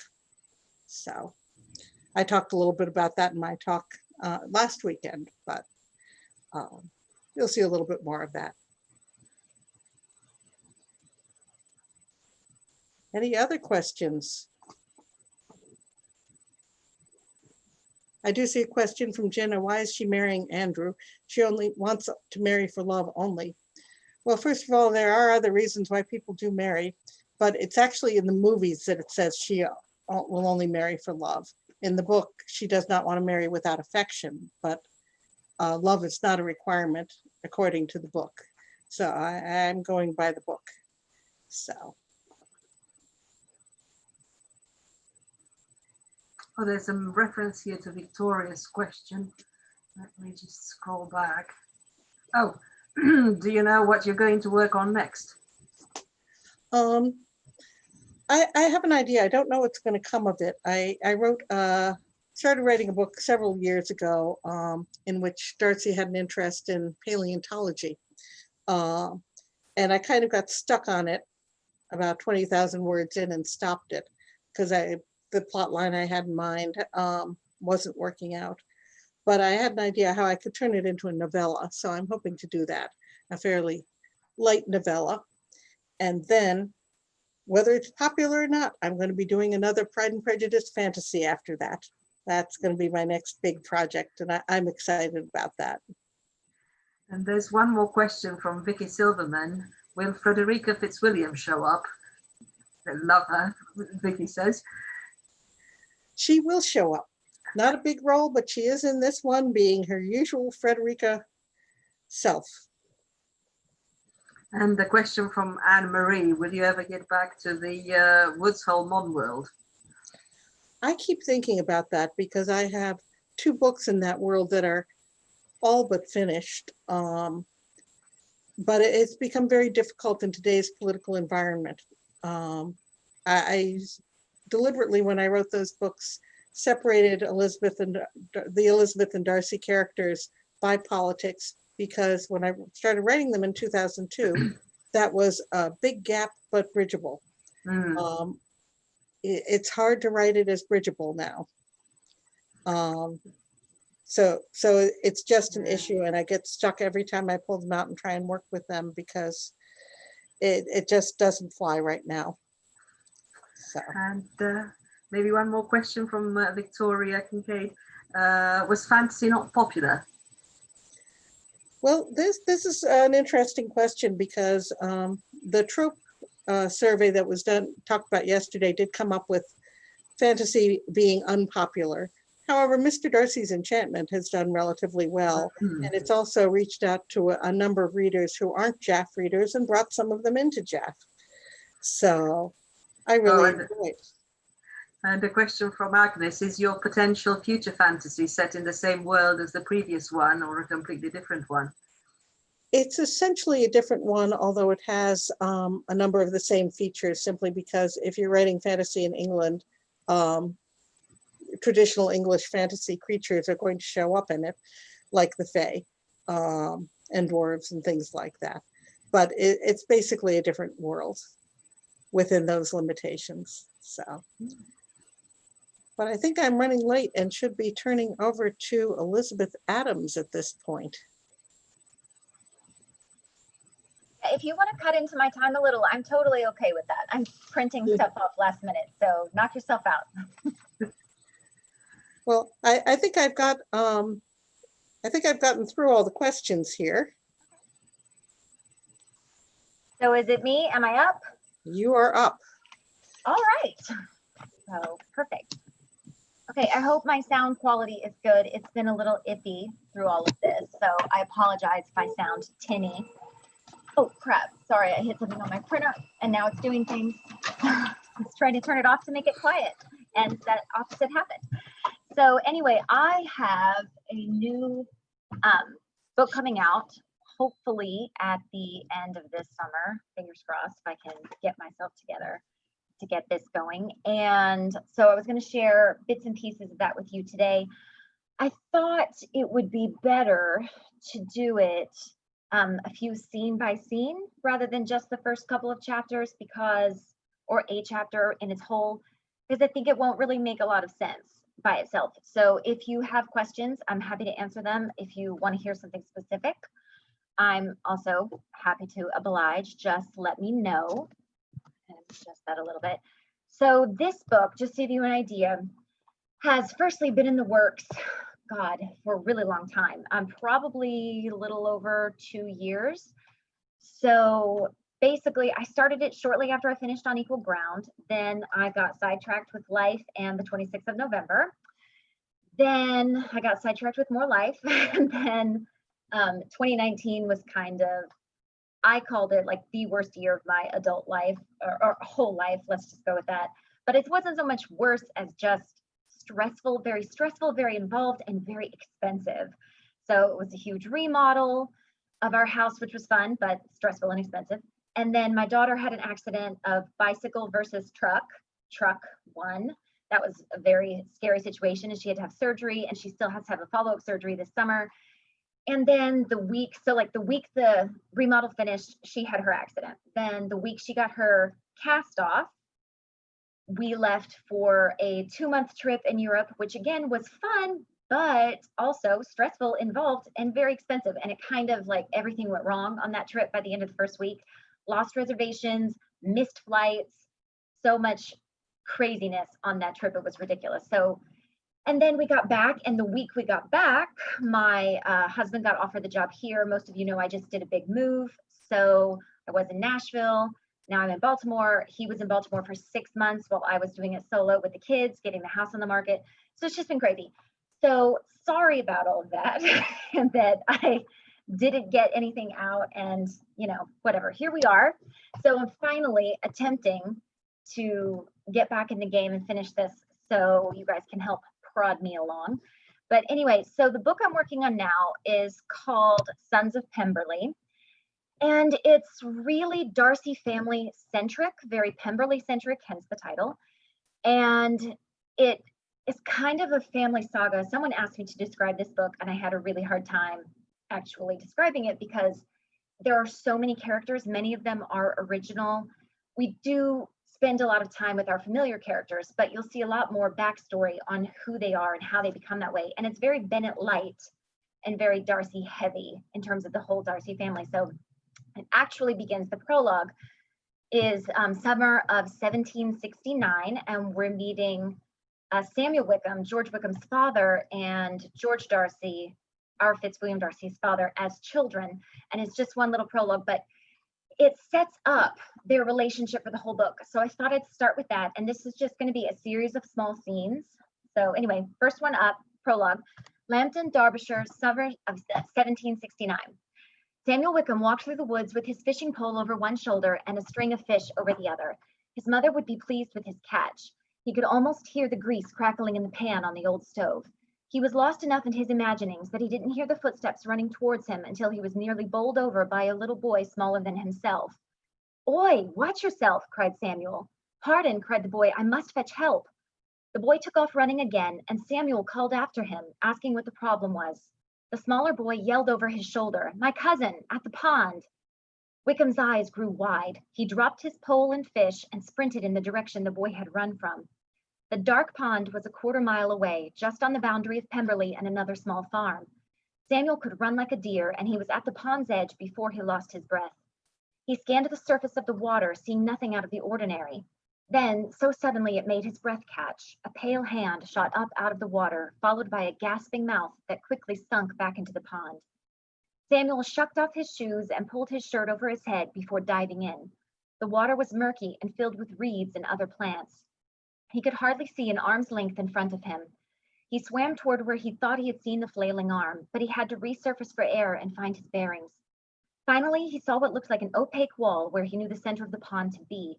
He hoped the cloudiness of the water was caused by someone attempting to swim free and pushed down his fear of creatures lurking on the muddy floor. He felt his way through the cloud and soon came into contact with flesh. He grabbed an arm and pulled the limp body toward him.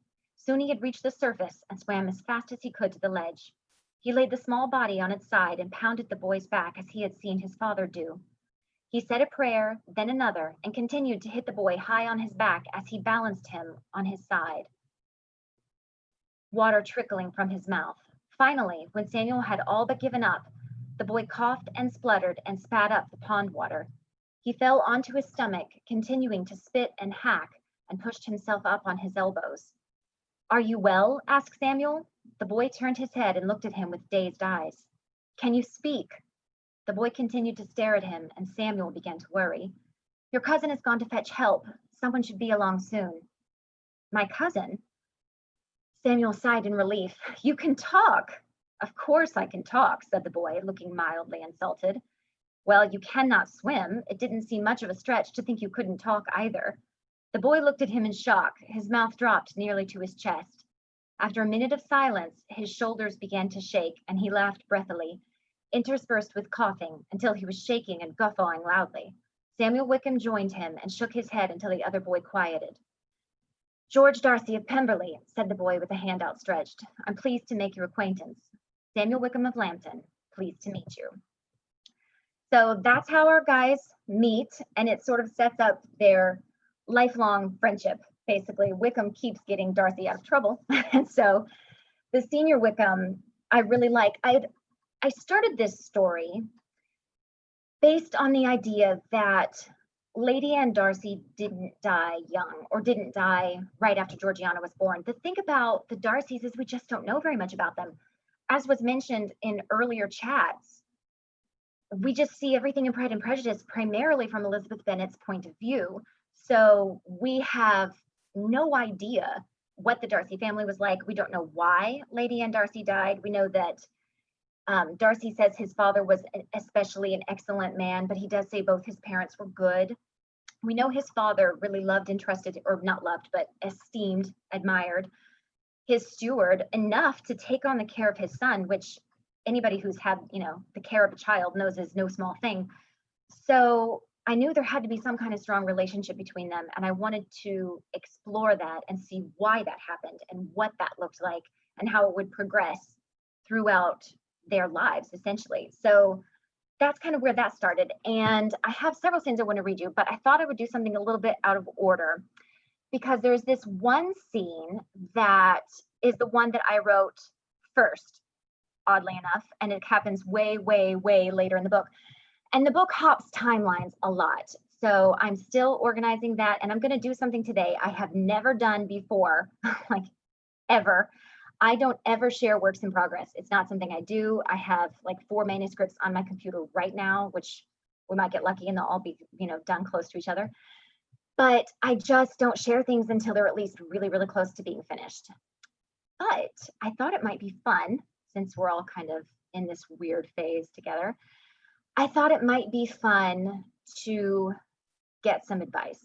So if I'm not saying I'm going to take it, but if you have some thoughts or ideas of something you'd like to see, kind of like we were talking about in tropes last night, what people love and want to see more of.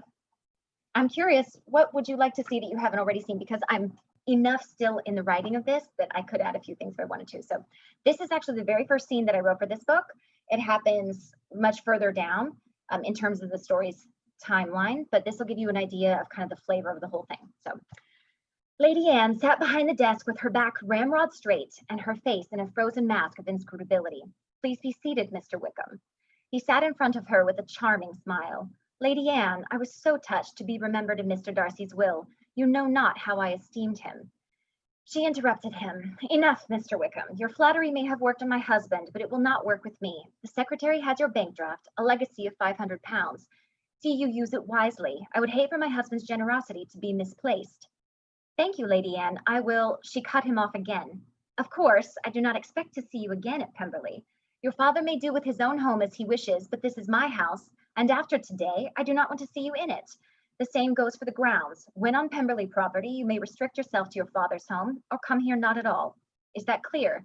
She said in a no-nonsense voice. Perfectly clear, madam. He stood and bowed slightly. She spoke again just as he was nearing the door. Mr. Wickham? He turned and faced her with an expectant look. He never did learn. I expect you to stay clear of my children as well, including Fitzwilliam. If I hear otherwise, I will know how to act. Yes, Lady Anne. He bowed again, his expression caught between a grimace and a smile, and walked out the door. Well, there's that taken care of. She brushed her hands together and stood behind her husband's desk, removing the cushion from the chair she had been sitting on to make her appear taller. That, Mr. Darcy, is how you deal with the steward's son. She nodded at the painting of herself and her husband hanging on the opposite wall and left the room, her head held high. So that was the first thing that, oh, thank you. That was the first thing that I started with. And I just thought, if Lady Anne lives, doesn't that change everything? Like, surely it changes everything. So I kind of leapt off the cliff of this.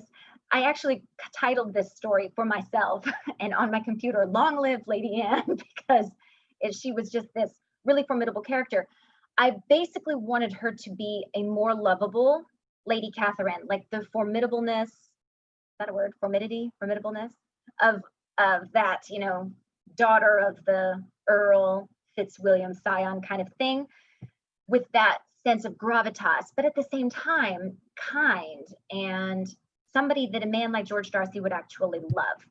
So yeah, it's been an interesting experiment and I kind of love her. So anyway, so here we go, moving on. These ones I printed, so this will be a lot easier to do than bring from the computer. But so basically what has happened now is Lady Anne lives. The reason there's such a big gap between, and I'm only spoiling this for you because it happens early in the book and I figure you could figure it out on your own anyway.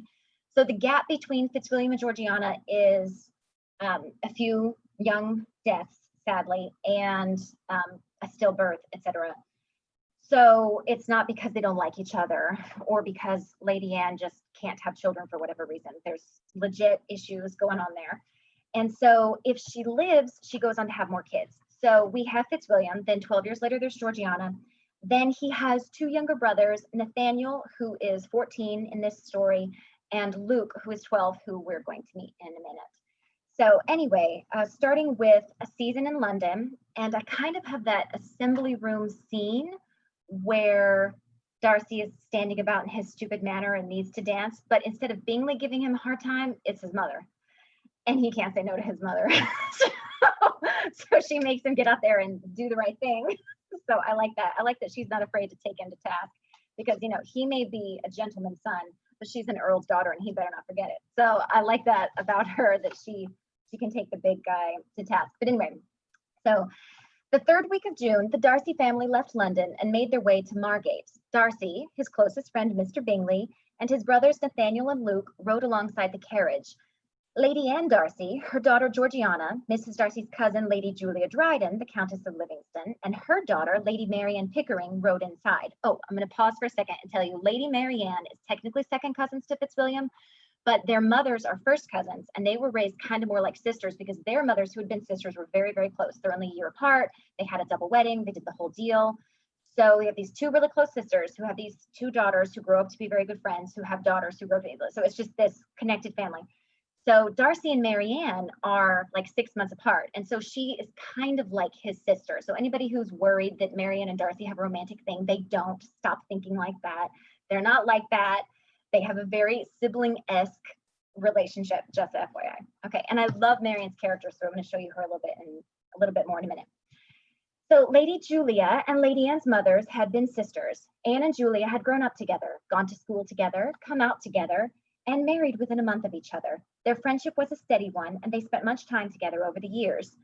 Lady Julia's eldest daughter, Marianne, born a month after her cousin Fitzwilliam, was expecting her third child and spending the summer with her mother and aunt. Her sons were with her husband's parents in Shropshire at their insistence, while her husband himself was on the peninsula. He was a colonel in the Light Division. She would have followed the drum as she had done in previous summers, but her pregnancy kept her in England until the babe was safely delivered. Lady Marianne could have done better than a colonel. With her dowry and connections, she could have gotten a first son and heir, or so her mother lamented. But she would have the colonel and none other, and his father was an earl, so her parents could not object too much. Privately, Marianne thought herself too plain to bring a high price on the marriage mart, but she would not point this out herself if others were disinclined to notice it. Her youngest sister was engaged to the heir of a marquis. That would have to satisfy her mother's plans for matrimonial greatness. They arrived in Margate with little hassle and made themselves at home in the rambling house. Lady Anne had been born a Fitzwilliam. Her mother and Lady Julia's mother had been born Digbys, of the Somerset Digbys. This house was owned by her maternal uncle, Sir Colin Digby, and Lady Anne smiled to see the family crest framed simply in the vestibule. "Where do you want me, Lady Anne?" asked Marianne in her straightforward manner. Anne smiled. Marianne spoke as plainly as she dressed, yet she could not help but find it refreshing. "Let us see if Mildred has ruined anything with her redecorating," she answered as she led the way up the stairs.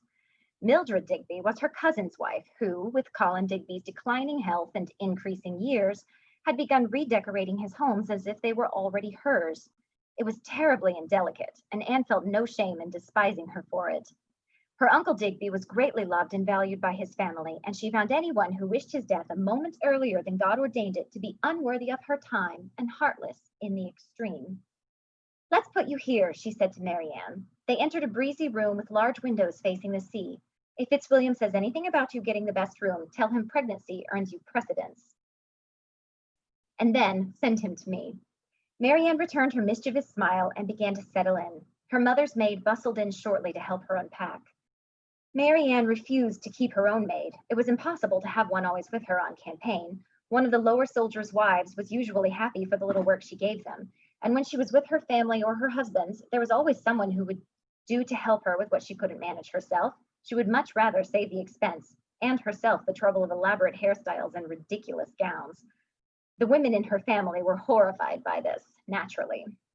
Lady Anne settled everyone into their rooms, Nathaniel and Luke sharing a chamber at the back of the house, and Fitzwilliam and Charles Bingley in linked rooms far from the ladies. Lady Anne rather liked Charles Bingley. He was not who she would have originally chosen as a close friend for her son, but he was a significant improvement over George Wickham, whom she thought was not worth the breath one wasted in talking of him. Bingley's fortune had come from trade, but she was not so blinded by prejudice that she could not see how kind he was, and how genuine his affection for her son. His father had educated him as a gentleman, and he was looking to purchase an estate of his own.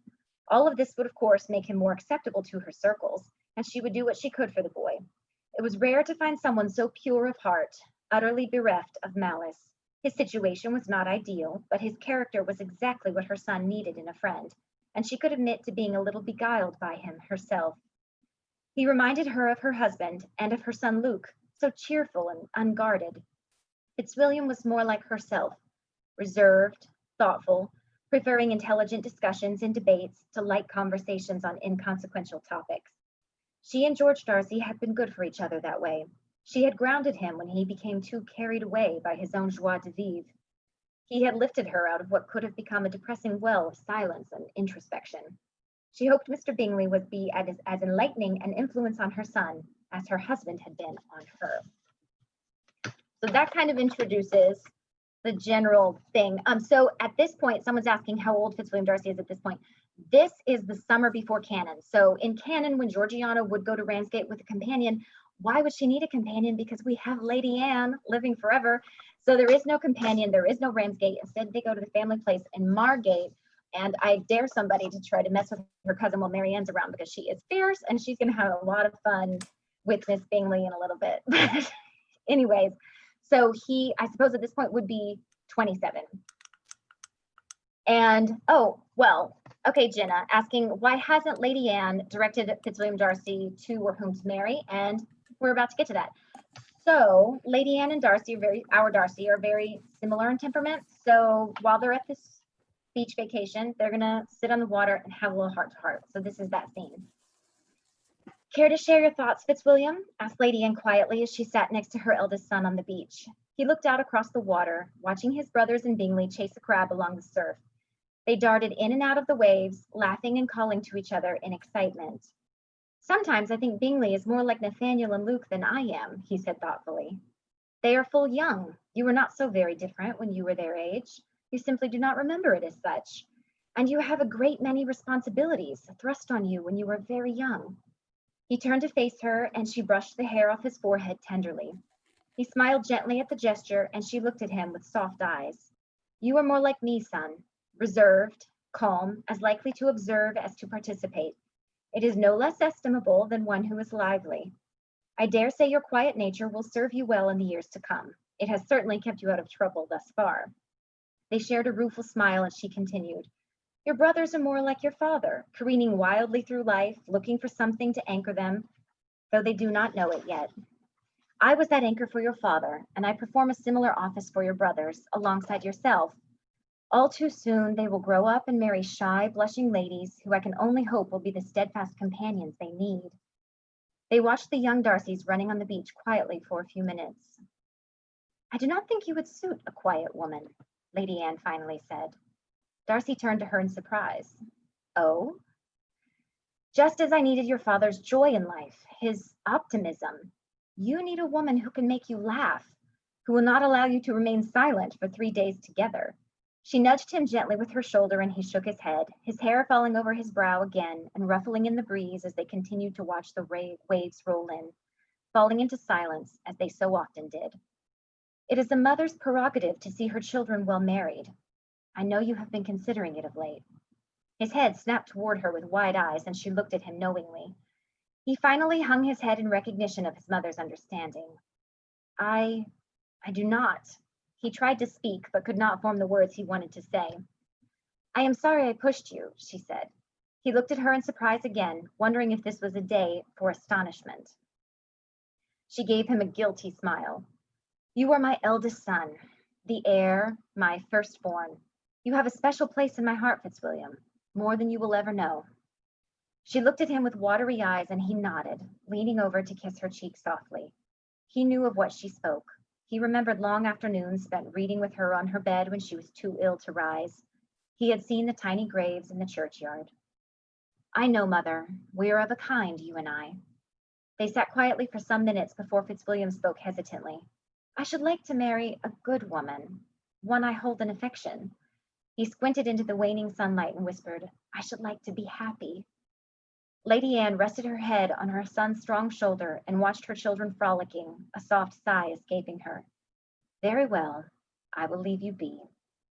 Thank you. Promise me something. Do not leave it forever. I would like to see grandchildren while I am still young enough to hold them. Very well, Mother. So she has been doing a little matchmaking. I just didn't show you everything. But anyway, so they do a little bit of that, and it's fun. So basically they go to the beach, they have a family vacation, it's all fun. And then Bingley, being Bingley, wants to return the hospitality. So guess who goes to Netherfield? So it's everybody all together, crazy party. So his younger brother Luke sort of develops a crush on everybody's favorite Elizabeth, and this gets interesting. So anyway, this is the last scene I'll read you. I've just got a couple minutes, so I'll go through this.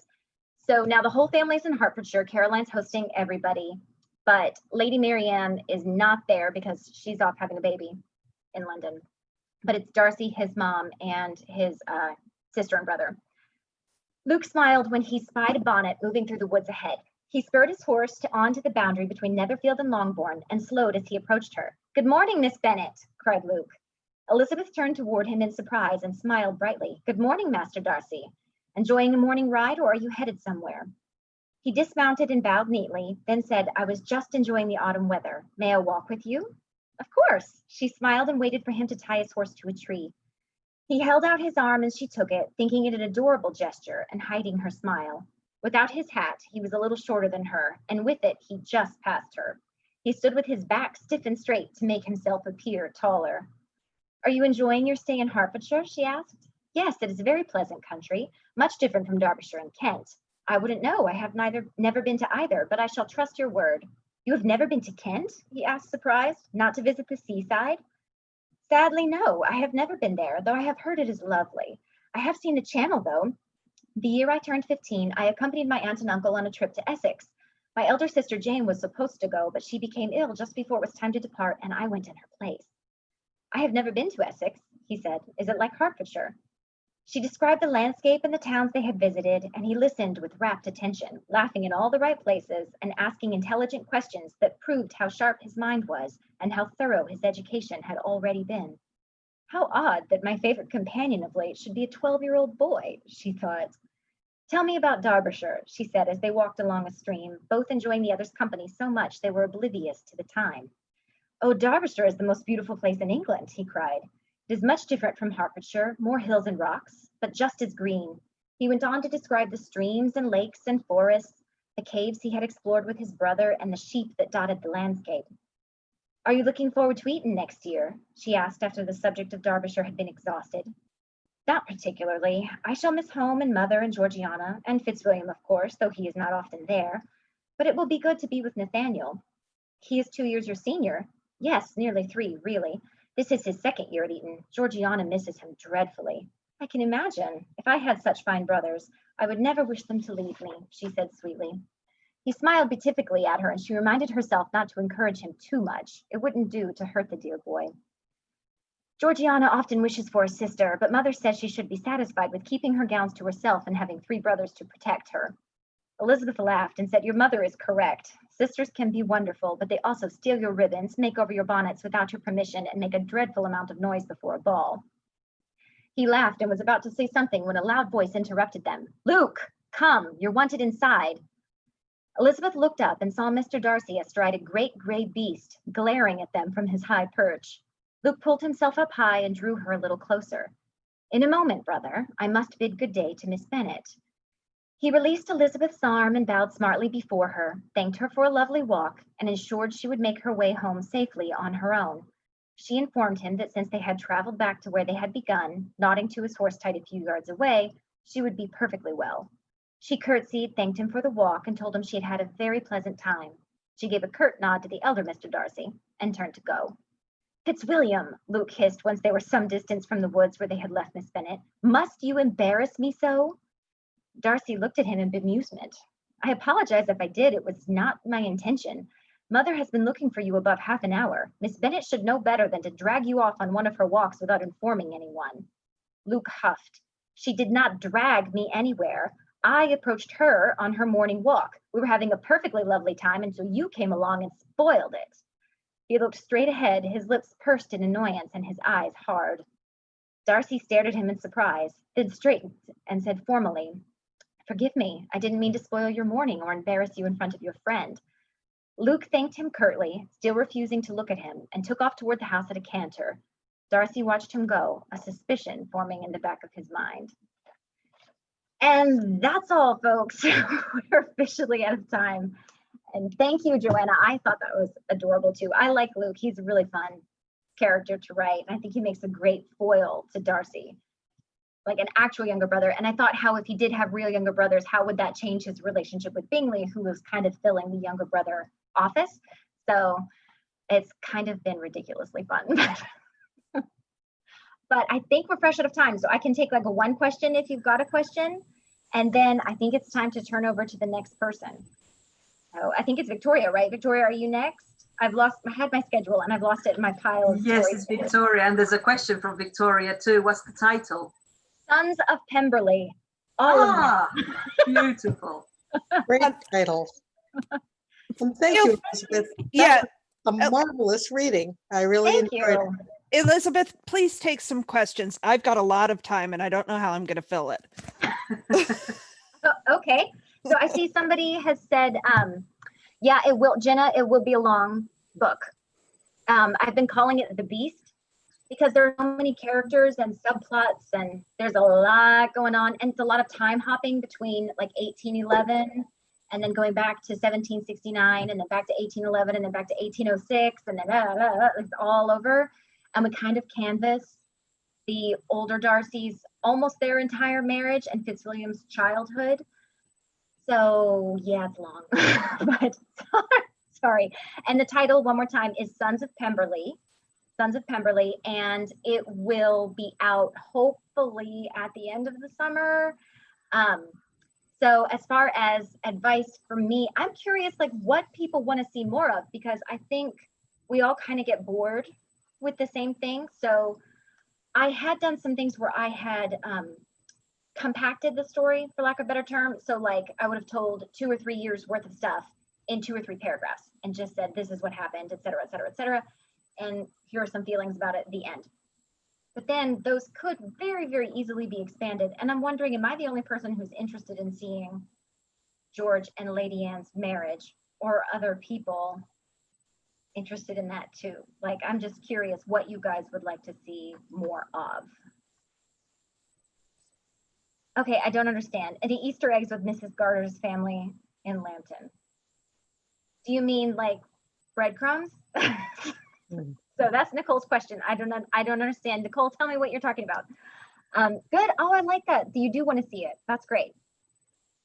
Yeah. Oh, and Lady Anne and Caroline. So Lady Anne is going to, with Caroline, do a little bit of a mix of taking her under her wing, but in a really like bitchy way, because I thought you would appreciate that, Joanna.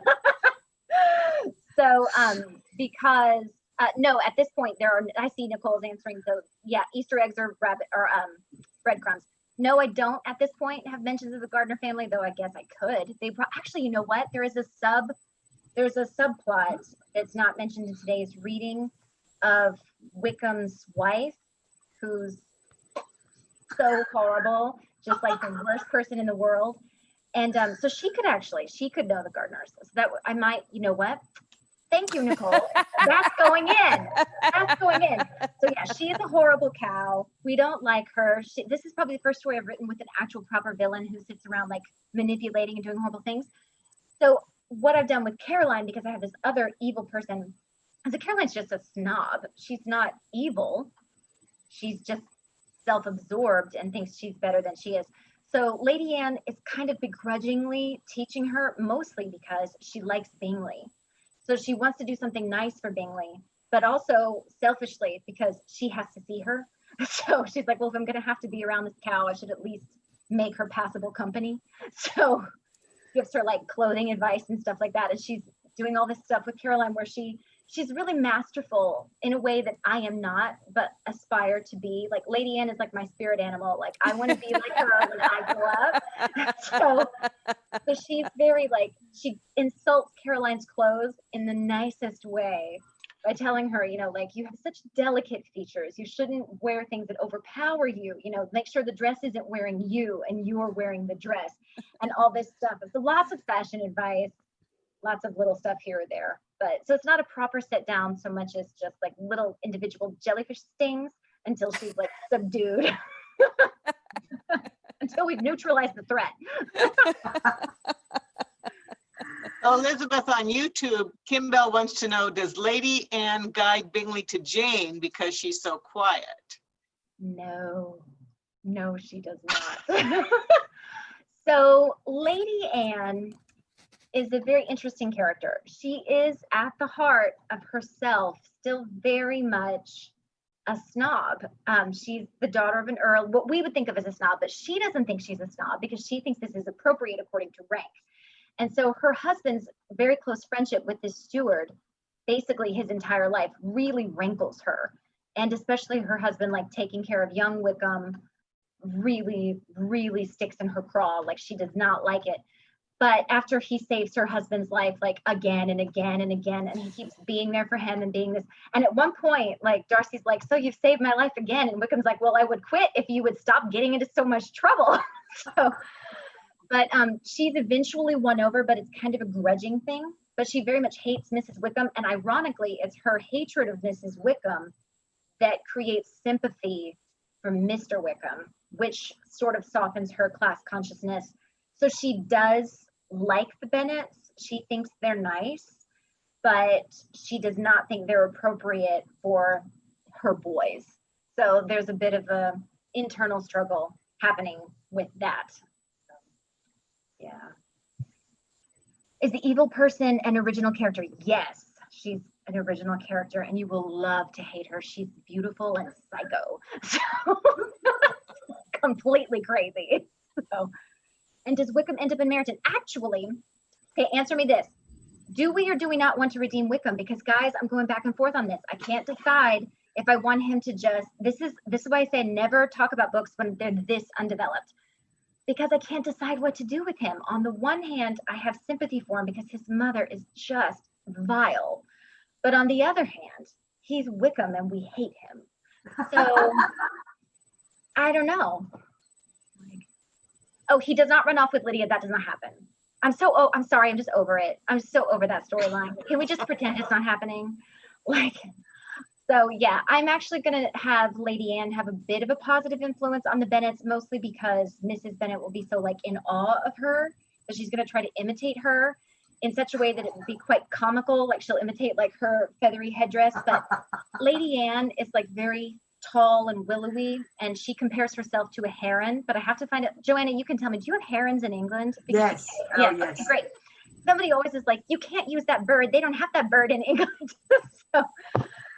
So Lady Anne is quite different in the way she looks from Mrs. Bennet. So when Mrs. Bennet tries to copy her, it's very funny. But anyway, there will be a little bit of a positive influence there. And seeing Georgiana is not out, even though she's a little bit older, like almost a full year older than Lydia, will kind of affect their thought process. Not hugely drastic, but enough. Okay, so someone wants Wickham to just be gone rather than taking the time to reform him. I've seriously considered this. Like, just bye, Felicia. Like, we don't need you. Just go. Like, just get out of here. But at the same time, I feel like we see him so much as a kid. We see him hanging out with Darcy. We see him with Colonel Fitzwilliam, who I think I have to call Richard because I tried to call him something else and like everything in me revolted. I just couldn't do it.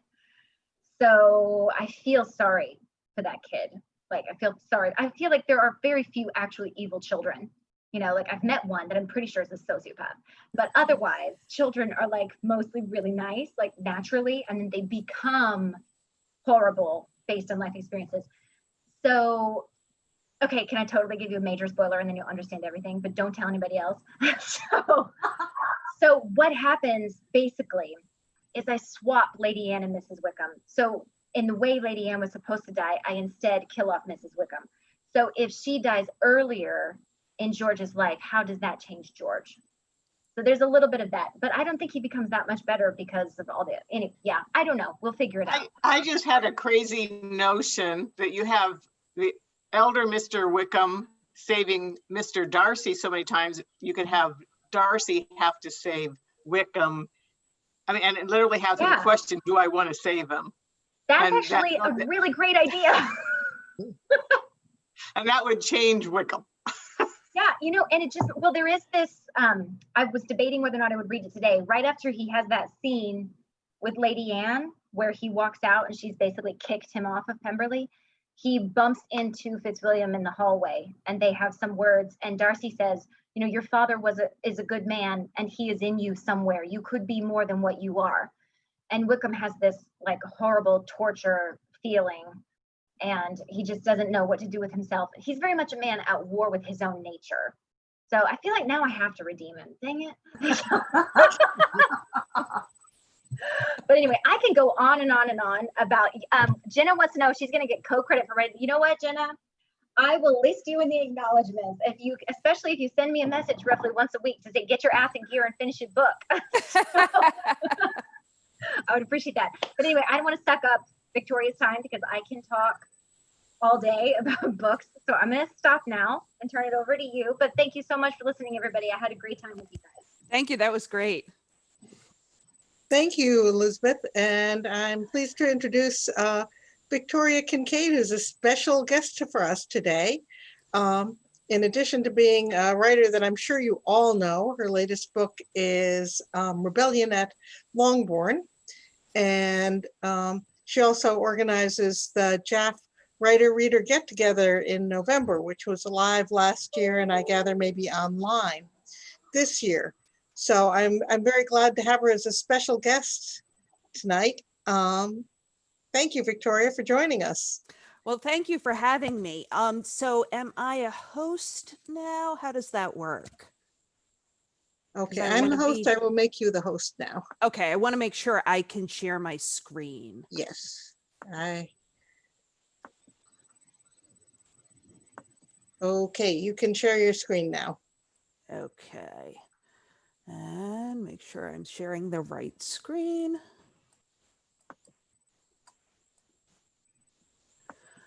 Okay, can everyone see my screen? Yes, though you might want to go into slideshow view. Okay. And can everyone hear me okay? We can hear you. I'd suggest that on your screen you go from slideshow to from beginning because we're seeing your entire screen, not just the slide you're on.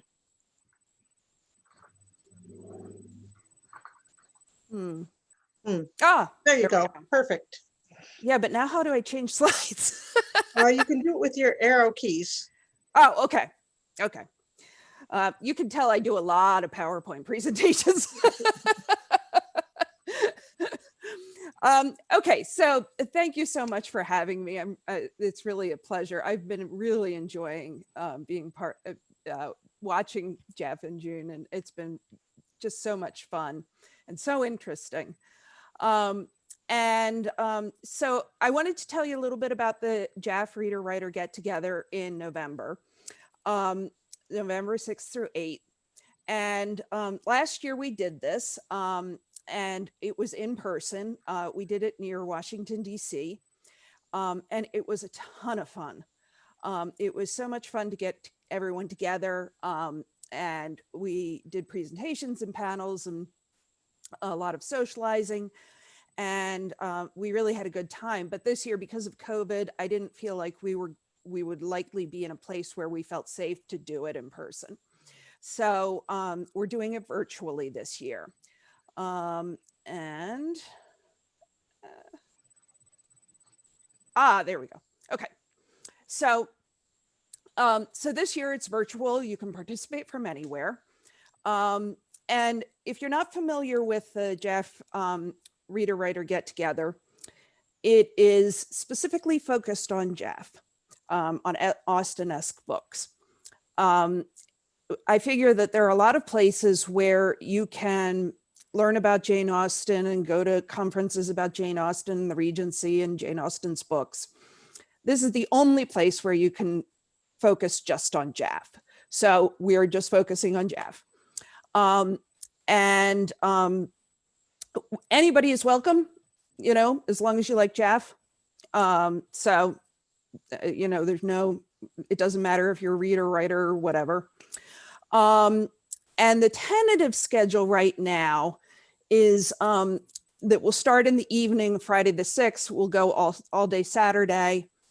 And then on Sunday, we'll go until probably around 5 p.m. But it's June, it's happening in November. So everything that I'm telling you is still a little tentative, it's still in the works. There's going to be details added and things will change. So just have that caveat. Okay, so here are some of the panels that I've organized. We're going to have a panel, or we may even have two panels because we're getting a lot of people, about JAFF in non-English speaking countries, which I think is going to be so interesting. And, you know, because I just always wonder about Jane Austen in, you know, Sweden or Italy or whatever, and what that's like. And so we're going to get a bunch of guests who are going to talk about JAFF.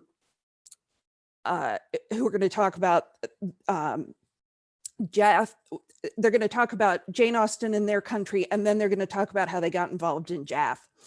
And as you can see, we have some authors and we have some bloggers, and that we may add to that too. You know, there still are people that are on my list that I haven't asked. Then we're going to have a panel on the early days of JAFF. I feel like a latecomer to JAFF. And I know that there's a lot of history there that I don't know about. And I'm sure other people feel that way too. So Abigail Reynolds, Cara Louise, and Jack Caldwell are going to talk about, you know, some anecdotes and some memories and, you know, how JAFF all got started. And I think that's going to be really interesting. We're going to have a panel on JAFF through the ages, not just modern versus Regency JAFF, but JAFF in different time periods. So Melanie Rachel, Karen Cox, and Christina Boyd are going to participate in that. More panels. We're going to have a blogger panel. We did one of those at the in-person gathering, and it was really fun, really interesting to see things from a blogger's perspective. I feel like bloggers are such an important part of building the JAFF community. And so it's really interesting to hear their perspective. And this year we have 3 different bloggers than we did last year. So that'll be interesting. And then we're going to have a panel of authors from the UK. And I'm still working on that.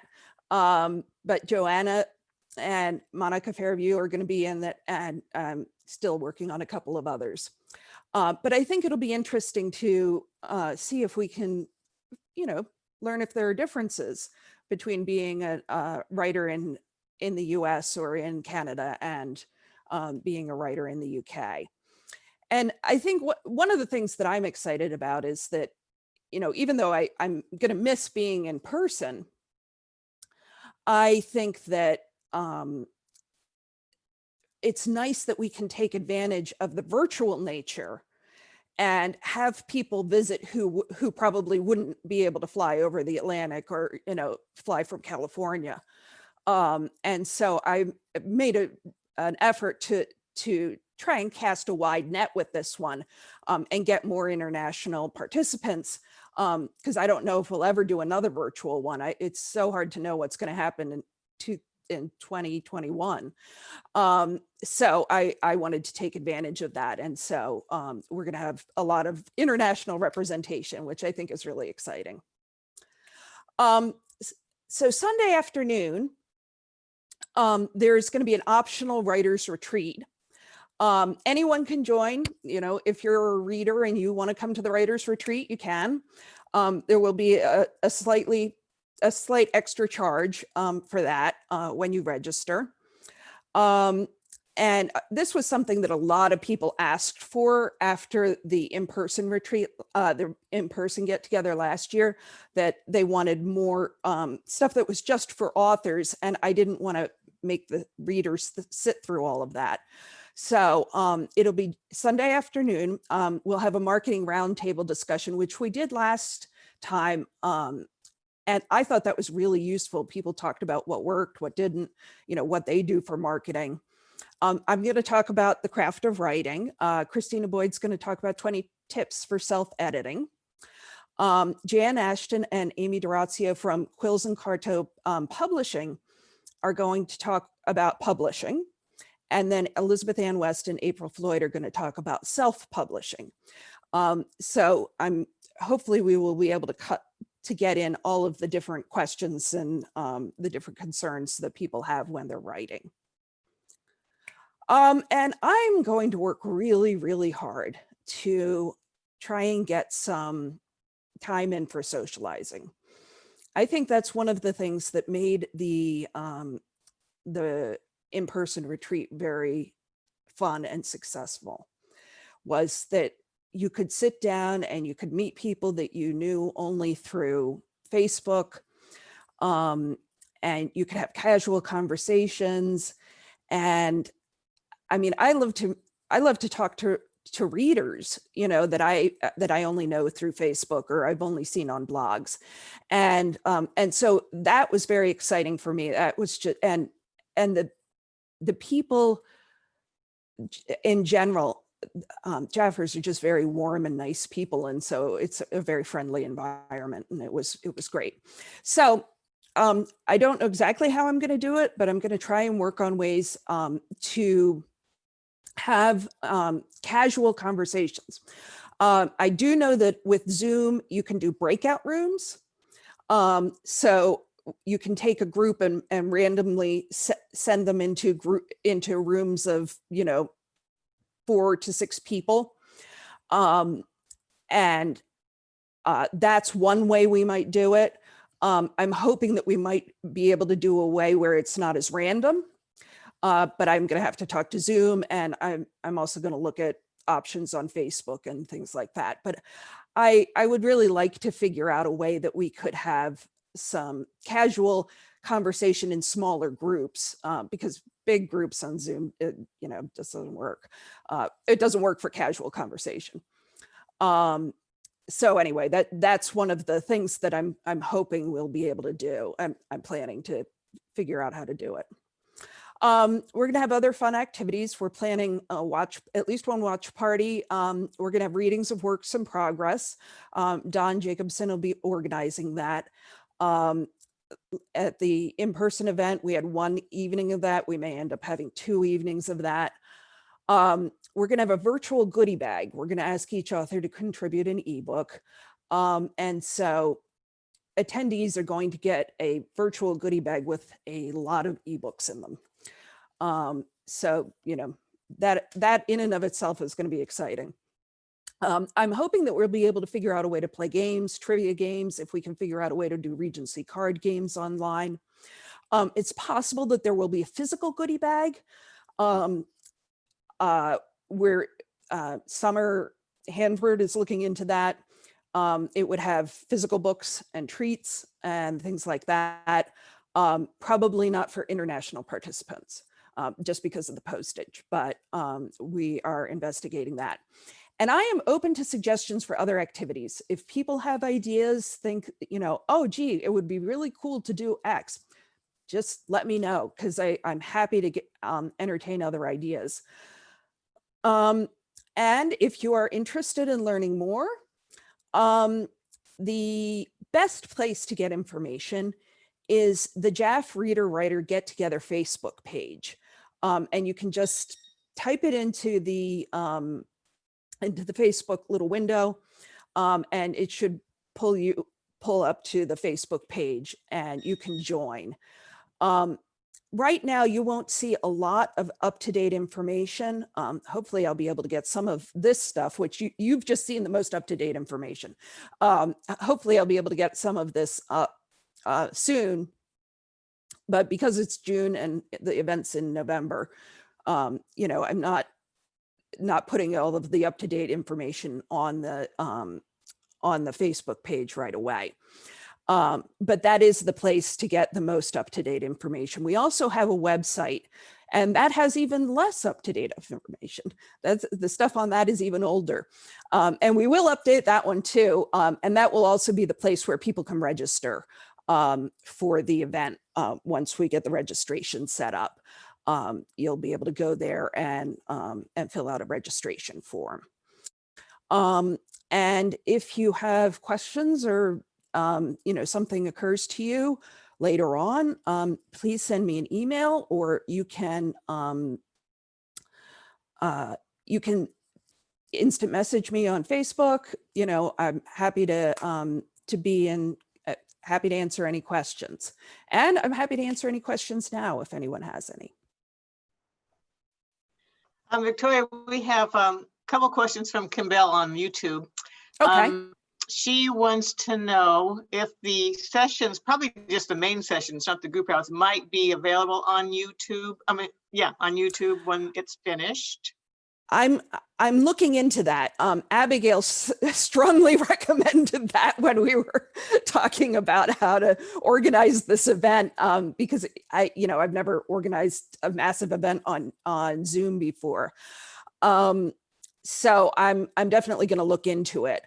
But at this point, it's one of the things that's still up in the air, but we're definitely considering it. Okay, and she also wants to know, and this might be something that you haven't even considered. She says she's in the Middle East and would still want to buy the bag, but not, but has to work that weekend. Is that possible? So she might just need to. If she wants to, I'm sure we can work out a way. Summer is just really enthusiastic about the goodie bags, and I'm sure she can figure that out. And my cat Dusty says hi. But I'm sure we can work something out if that's really important.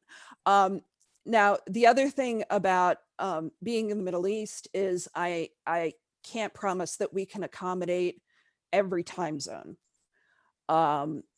We're probably going to have to optimize it for the West Coast and for Europe. So people who are in the Middle East or, India or Australia may end up having to get up in the middle of the night if they want to do it live. But we do intend to record it so that there be some way for you to see a recording of it. A question from the Zoom chat from Chris. Is there any way translators could be involved? Oh my goodness. Well, what kind of translators were he thinking of? Do you know? Well, Chris translates JAFF into Spanish. Oh, wow. Chris, are you here and can speak for yourself?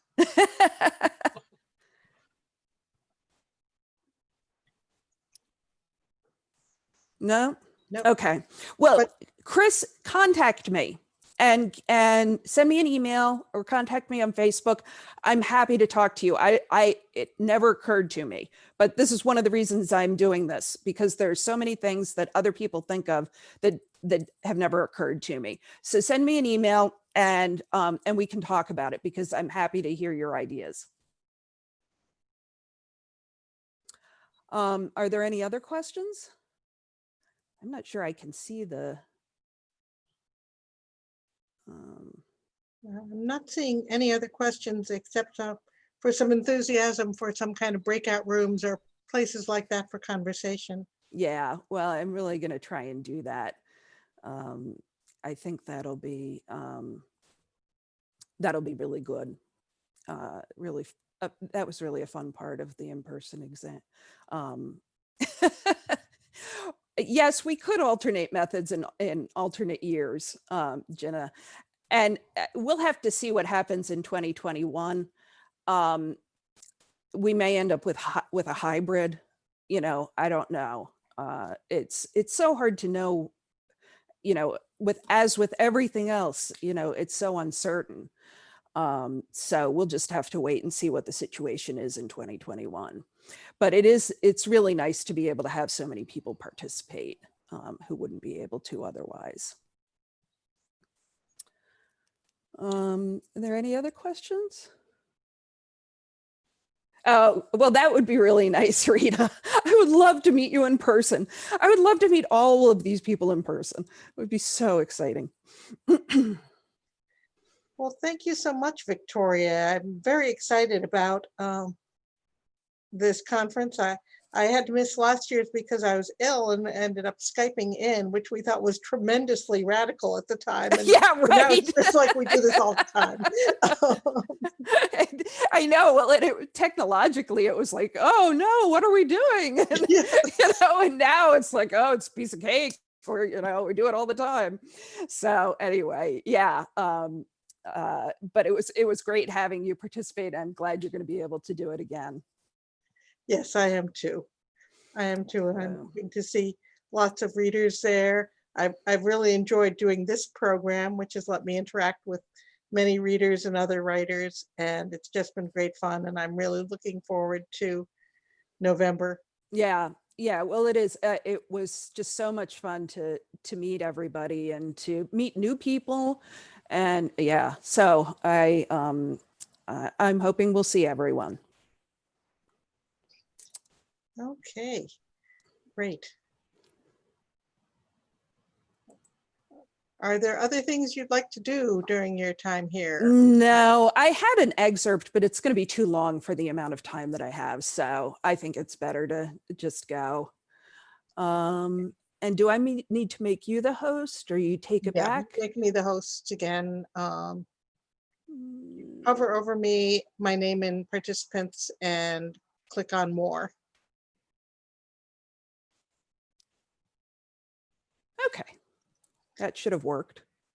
It looks like Yes. it worked. Very good. Okay, great. And now before I bring things together for the end of the night, I have to show everyone the person that they really came to see, not me. But I'm going to turn my camera so that you can see Pfeffernuss Oh my curled up goodness. in her little hammock over there. She looks so comfortable. She is comfortable. This is the view over here that I see all the time when I'm writing and looking out over the bay. It's very delightful, and Pfeffernuss knows just how beautiful she is there. She's vain. Oh yes, she is. So I'd like to thank everyone who came and all the Austen Variations authors and Victoria Kincaid for participating in this. And we're already getting questions, are we going to do this again? Well, you gotta let us breathe for a little bit first.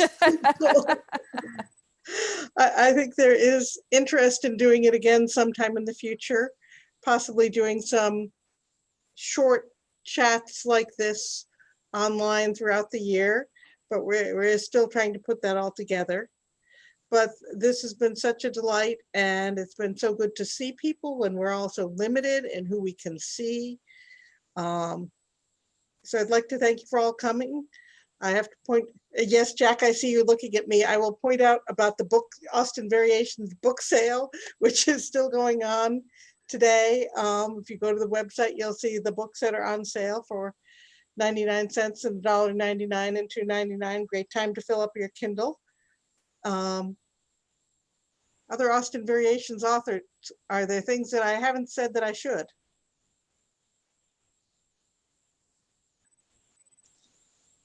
Well, thank you You to got everyone. everything covered there, boss. Thank you to everyone who made this work. We've had various authors signed up to monitor YouTube and to monitor the chat here. It's really been a great group effort, and I'd like to thank everyone, and especially the readers, for coming and listening. Thank you for coming up with this great idea. It's been a tremendous idea to have, and it grew into something, into a wonderful thing. So yeah, thanks for organizing it. Thank you. And I'm going to Thanks, end. everyone. Kara, I haven't seen you in a while. Nice to see you, Candy. Oh. Okay.